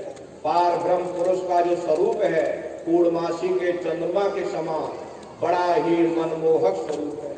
यहाँ के धनी का दर्शन करने के बाद 2 पर्वत के संग निहारो और भंवर गुफाते संत पुकारो। 2 पर्वतों को पार करने के बाद वो बड़ा सुंदर देश आता जिसे महात्माओं ने भंवर गुफा कहा। वो चौथा मंडल है। वहाँ के मालिक सोहन पुरुष है। वहाँ बंशी यानी मुरली की मधुर ध्वनियां सदा उस लोक में उच्चारण होती रहती। प्रेमी भाई बहनों, सोहन पुरुष का दर्शन करने के बाद ताके परे धाम सतनामा और बीन बजे सतलोक ठिकाना। सोहन देश के ऊपर वो 5वां देश आता जिसे महात्माओं ने सचखंड देश कहा। वो सचखंड देश अजर अमर अविनाशी सदा एक रस रहने वाला देश है। वहाँ न काल है, न कर्म है, न दुख है, न संताप है, न पुण्य है, न पाप है। जो जीवात्माएं वहां पहुंच जाती हमेशा के लिए जन्म मरण के बंधनों से आजाद हो जाती। वहां के मालिक सत्पुरुष भगवान हैं जिनके रोम रोम में खरबों खरब सूरज चांद सितारे प्रकाश हो। प्रेमी भाई बहनों, तो शब्द को पकड़ करके शब्द शब्द पौड़ी पर चढ़कर और पहुंचो सचखंड सतनाम। शब्द की सीढ़ी हर मंजिल पर लगा रखी। आपने भजन किया, घंटे शंख की आवाज को पकड़ा तो आप पहले स्थान पर पहुंच जाओगे। वहीं से दूसरे मंडल का शब्द आपको सुनाई पड़ेगा। उस शब्द को पकड़ करके आप दूसरे मंडल पर पहुंच जाओगे। फिर वहीं से तीसरे मंडल का शब्द मिलेगा। ऐसे शब्द दर शब्द, मंजिल दर मंजिल ये जीवात्मा अपने घर वापस पहुंच जाती। तो शब्द कब पकड़ में आएगा? जब आप भजन करोगे। और भजन कैसे किया जाएगा? एक बार फिर से आप लोग समझ लीजिए। आंख और कान को बंद करिएगा, ऊंचा ध्यान दे करके सुनिएगा।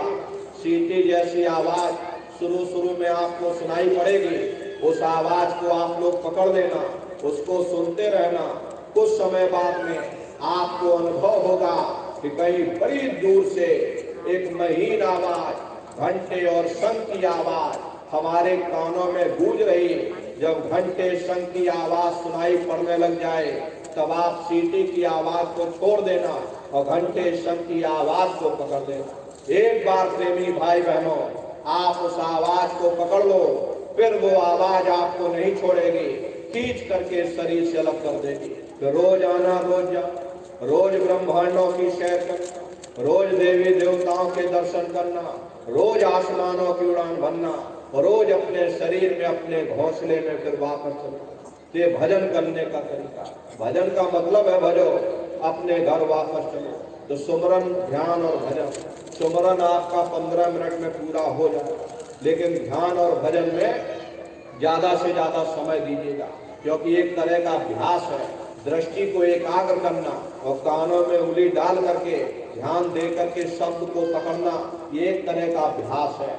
जितना आप समय दे ले जाओगे, अरे आज 5 मिनट बैठे, कल प्रयास करिए 10 मिनट बैठो, तो धीरे धीरे धीरे धीरे आपकी ये बैठक बन जाएगी, तो मन आपका रुकने लग जाएगा।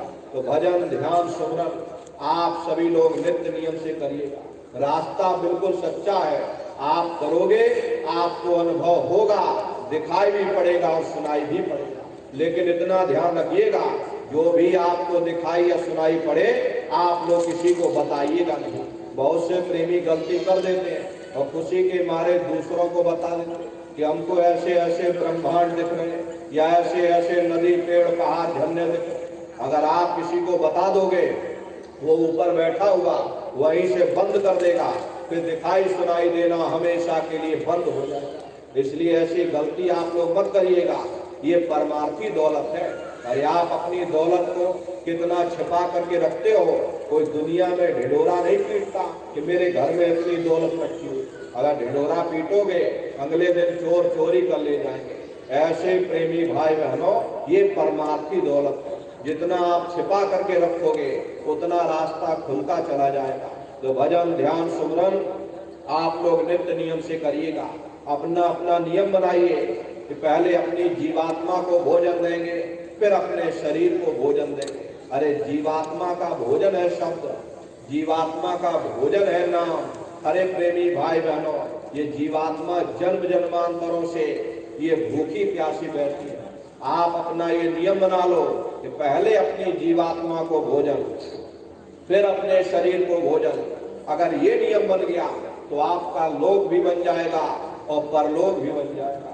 घर बार छोड़ने की जरूरत नहीं है, बाल बच्चों को छोड़ने की जरूरत नहीं है, समाज छोड़ने की जरूरत नहीं है, जात बिरादरी बदलने की जरूरत नहीं है, जंगलों पहाड़ों में भटकने की जरूरत नहीं है, साधु सन्यासी बाबा बनने की जरूरत नहीं है। अरे भाई अपने अपने घर परिवार में रहिएगा, बाल बच्चों के साथ रहिए, मेहनत ईमानदारी से काम करिए और 24 घंटे में घंटा 2 घंटा अपनी जीवात्मा के कल्याण के लिए सुरत शब्द नाम की कमाई यानी सुमरन, ध्यान, भजन करिए। यही जीवन का सच्चा आधार है।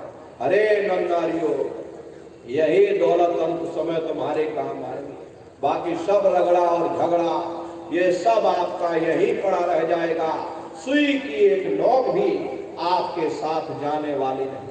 जो चीज तुम्हारे साथ में जा सकती वो केवल परमात्मा की भक्ति है। इसलिए प्रेमी भाई बहनों, वो दौलत आप कमा लो जो अंत समय में तुम्हारे काम आवे।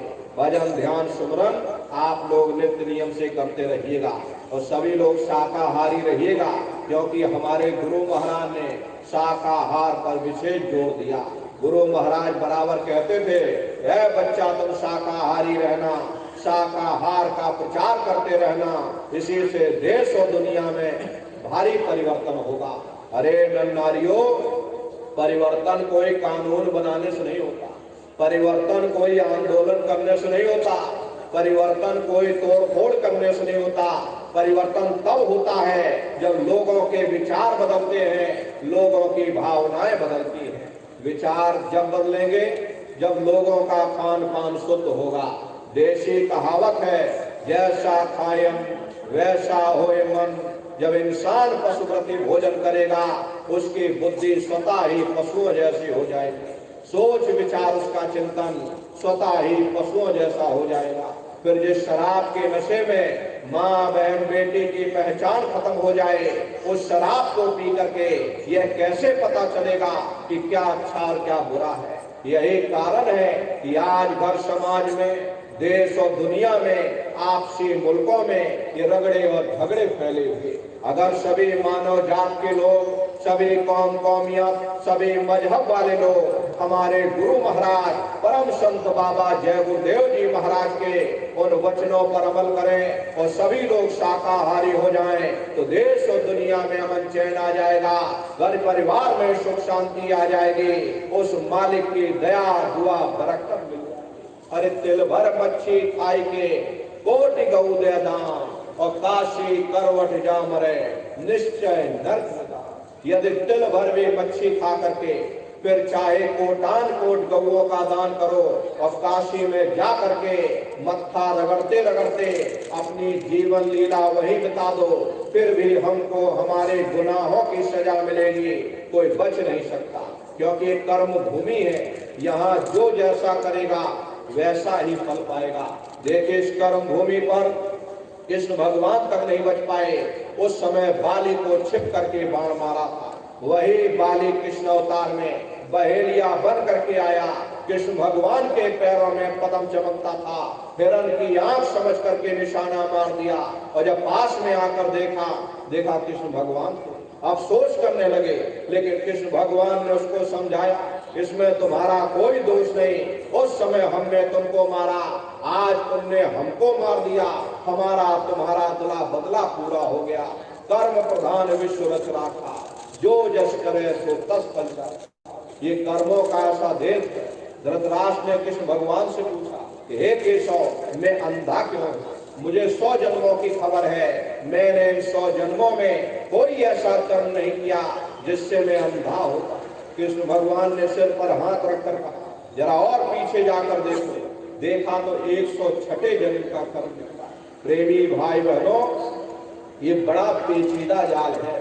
ये कर्मों का ऐसा संसार है, यहाँ तुम जैसा बीज बोगे वैसी ही फसल काटोगे। इसलिए प्रेमी भाई बहनों, अपने कर्मों पर हमेशा नजर बना के रखिए, कोई ऐसा कर्म न करना जिससे हम दुखी हो जाएं। प्रेमी भाई बहनों, आप अब जो कर्म करोगे आगे के लिए आपका प्रारब्ध बनेगा। आपने पिछले जन्मों में, पिछली योनियों में जो कर्म किए उसका फल आप भोग रहे हो। आप जो कर्म करोगे वो भविष्य के लिए प्रारब्ध तय करेगा। इसलिए नर नारियों, अपने कर्मों को साफ सुथरा रखिएगा और मेहनत ईमानदारी से काम करिएगा। भजन ध्यान सुमरन बराबर करते रहना। देखिए हमारे गुरु महाराज ने एक अच्छे समाज के निर्माण के लिए, चरित्रोत्थान के लिए, शाकाहारी सदाचारी बनाने के लिए 116 वर्ष की आयु तक अथक मेहनत और परिश्रम किया। अपने मेहनत की एक एक बूंद से गुरु महाराज ने संगत को समुद्र का रूप दे दिया। अब समय आ रहा इस समुद्र रूपी संगत को महासमुद्र बनाने का।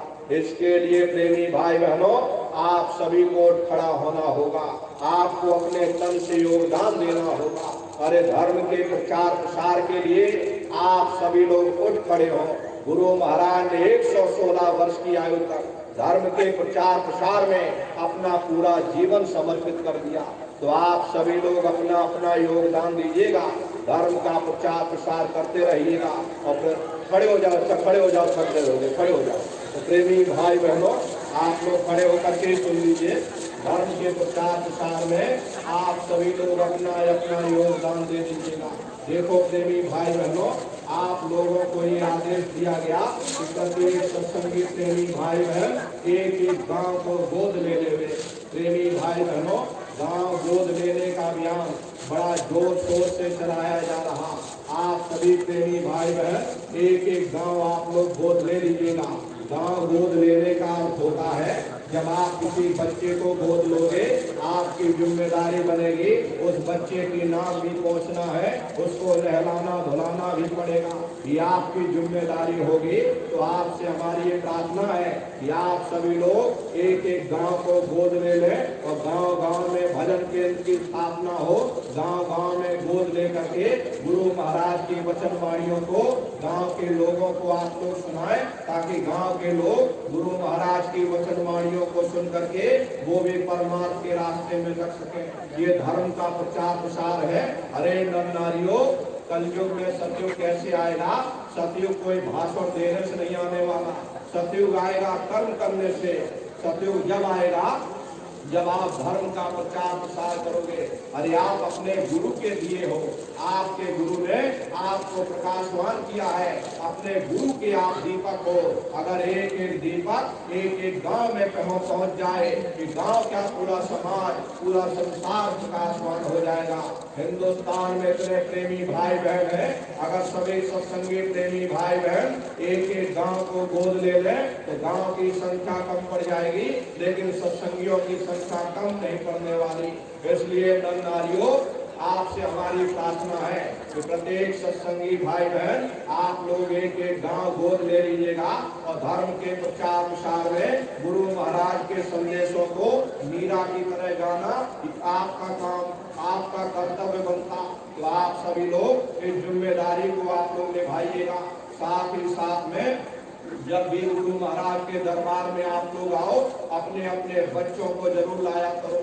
ये सबसे बड़ी गलती आप लोग करते हो, अकेले अकेले आप सभी लोग आ जाते कि भाई बच्चों को रहने दो, हम तो जा ही रहे हैं, हम पूजन कराएंगे, हम प्रसाद ले आएंगे, उन बच्चों को घर पर दे देंगे, उनकी पढ़ाई लिखाई का समय है, उनको पढ़ने लिखने दो। अरे पढ़ाई लिखाई जरूरी है, हम ये बात मानते हैं कि आज के समय में शिक्षा बहुत जरूरी, लेकिन शिक्षा के साथ साथ अच्छे संस्कार भी जरूरी है। अरे नर नारियों, संस्कार कोई MA BA की डिग्री करने से नहीं पढ़ते, संस्कार कोई डिप्लोमा करने से नहीं पढ़ते।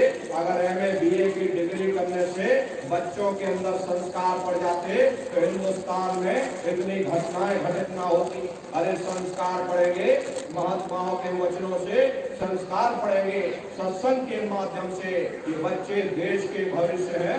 एक अच्छे समाज के निर्माण के लिए बच्चों के अंदर अच्छे संस्कार डालना ये समय की बहुत बड़ी मांग है। इसलिए नर नारियों, अपने अपने बच्चों को बराबर मथुरा दरबार में लाते ले जाते रहना। युवा संगठन आप लोग अपने अपने जिलों में बनाइए, अपने अपने माता पिताओं का ही कर्तव्य बनता, हर माँ बाप का कर्तव्य बनता कि अपने जीते जी अपने अपने बच्चों को मथुरा दरबार से जोड़ दिया जाए। ये नौजवान बच्चे हैं, अगर आप इनसे कहोगे कि चलो बच्चा तुम भजन पर बैठ जाओ, इनका मन भजन में नहीं लगेगा। लेकिन यदि आप अपने जिले के केंद्र बिंदु पर अपने अपने बच्चों को संगठित करोगे, गुरु महाराज के उद्देश्यों के बारे में समझाओगे, उनको संगत की जिम्मेदारी सौंपोगे, शाकाहारी के प्रचार प्रसार में उनको लगाओगे, जाओ बच्चों तुम फलानी जगह पर शाकाहारी का प्रचार करके आओ, जाओ तुम पुस्तकों का वितरण करके आओ। ये बच्चे संगठित होकर के समाज के बीच में उतरेंगे और समाज के लोगों को नसीहत देंगे कि शराब पीना बुरी बात है, मांस खाना बुरी बात है। समाज के अंदर इसका बहुत बड़ा प्रभाव पड़ेगा। देखो ये छोटे छोटे बच्चे और हमको समझाने आ रहे हैं, समाज के अंदर तो प्रभाव पड़ेगा ही, लेकिन उन बच्चों के अंदर भी इसका प्रभाव पड़ेगा। ये बच्चे भी विचार करेंगे कि जब हम इतनी बात कह रहे हैं कि शराब पीना बुरी बात है और मांस खाना बुरी बात है, तो निश्चय ही हमको भी इन चीजों से दूर होना होगा। अरे प्रेमी भाई बहनों, ये बच्चे भी ऐसे चीजों से दूर हो जाएंगे, ये भी संगत की सेवाओं में जुड़ जाएंगे, इनका मन भी भजन ध्यान सुमरन में लग जाएगा, इनके संस्कार भी उदय हो जाएंगे। इन बच्चों को आप लोग संगत की सेवाओं में जोड़िएगा, एक युवा संगठन का आप लोग निर्माण करिएगा। और प्रेमी भाई बहनों, प्रत्येक सत्संगी भाई बहन एक एक गांव को आप लोग गोद लेकर के गांव गांव में संगठन तैयार करिए। गांव गांव में भजन केंद्र की स्थापना हो, गांव गांव में गुरु महाराज की वचन वाणियां गूंजे। जब गांव बदल जाएगा, ये समाज बदल जाएगा। अरे नर नारियों, निश्चय ही कलयुग में सतयुग आ जाएगा। तो आपको ये काम करना है, आप अपने गुरु के सिपाही हो, आप अपने गुरु के तैयार किए हुए भक्त हो। अरे नर नारियों, आप अपने इरादों को बुलंद रखिए। जितने इरादे बुलंदियों पर रहेंगे, दया उतनी भरपूर मिलेगी। आप दृढ़ संकल्प होकर के जाइएगा कि हम दरबार में नए साल के अवसर पर ये संकल्प लेते हैं, एक एक गांव हम गोद लेंगे, गांव गांव में संगठन तैयार करेंगे, गांव गांव में भजनानंदी बनाएंगे। अरे प्रेमी भाई बहनों, अपने तन से धर्म के प्रचार प्रसार में आप सभी लोग अपना योगदान दे दो। अरे नर नारियों, दुनिया के काम सभी कर लेते हैं, शादी ब्याह सब कोई कर लेता, बाल बच्चे हर कोई पैदा कर लेते, लेकिन कोई ऐसी अनोखी चीज जो केवल मनुष्य शरीर के द्वारा आप कर सकते, वो परमात्मा की भक्ति है और धर्म का प्रचार प्रसार है। अरे अपने तन से योगदान दे दोगे, धर्म के प्रचार प्रसार में इतिहास में अमर हो जाओगे। अरे प्रेमी भाई बहनों, आपके द्वारा एक भी जीव जुड़ जाएगा, उसका पुण्य फल आपको भी प्राप्त होगा। तो आप प्रेमी भाई बहनों से हमारी यही प्रार्थना रहेगी कि आप सभी लोग एक एक गांव को गोद ले लीजिएगा, गांव गांव में संगठन तैयार करिए। अरे नर नारियों, ये समय धीरे धीरे आ रहा, ये नजदीक वक्त आ रहा, आप अपनी मेहनत करिएगा, गांव गांव के अंदर एक आध्यात्मिक वैचारिक क्रांति की जड़ें मजबूत हो जाए, इतनी मजबूती आ जाए। प्रेमी भाई बहनों, आपको अपने तन से योगदान देना होगा, तो आप लोग इस काम को करिएगा। इसी के साथ हम अपनी वाणी को विराम देते हैं। इस नव वर्ष के अवसर पर आप सभी प्रेमी भाई बहनों को हार्दिक शुभकामनाएं। गुरु महाराज के श्री चरणों में हम यही प्रार्थना बराबर करते रहेंगे कि हे गुरु महाराज, हम प्रेमी भाई बहनों को अपनी पनाह में बनाए रखिएगा, अपने चरणों में लगाए रखिएगा, संगत की सेवाओं में जोड़े रखिएगा। हम प्रेमी भाई बहन मिलकर के गांव गांव गोद ले लें, गांव गांव में संगठन तैयार हो, ऐसी शक्ति हम प्रेमी भाई बहनों को दीजिएगा। और प्रेमी भाई बहनों, आप सभी लोग यहाँ पर उपस्थित हुए, इसके लिए आप सभी प्रेमी भाई बहनों को बहुत बहुत साधुवाद है। अच्छा बोलो जय।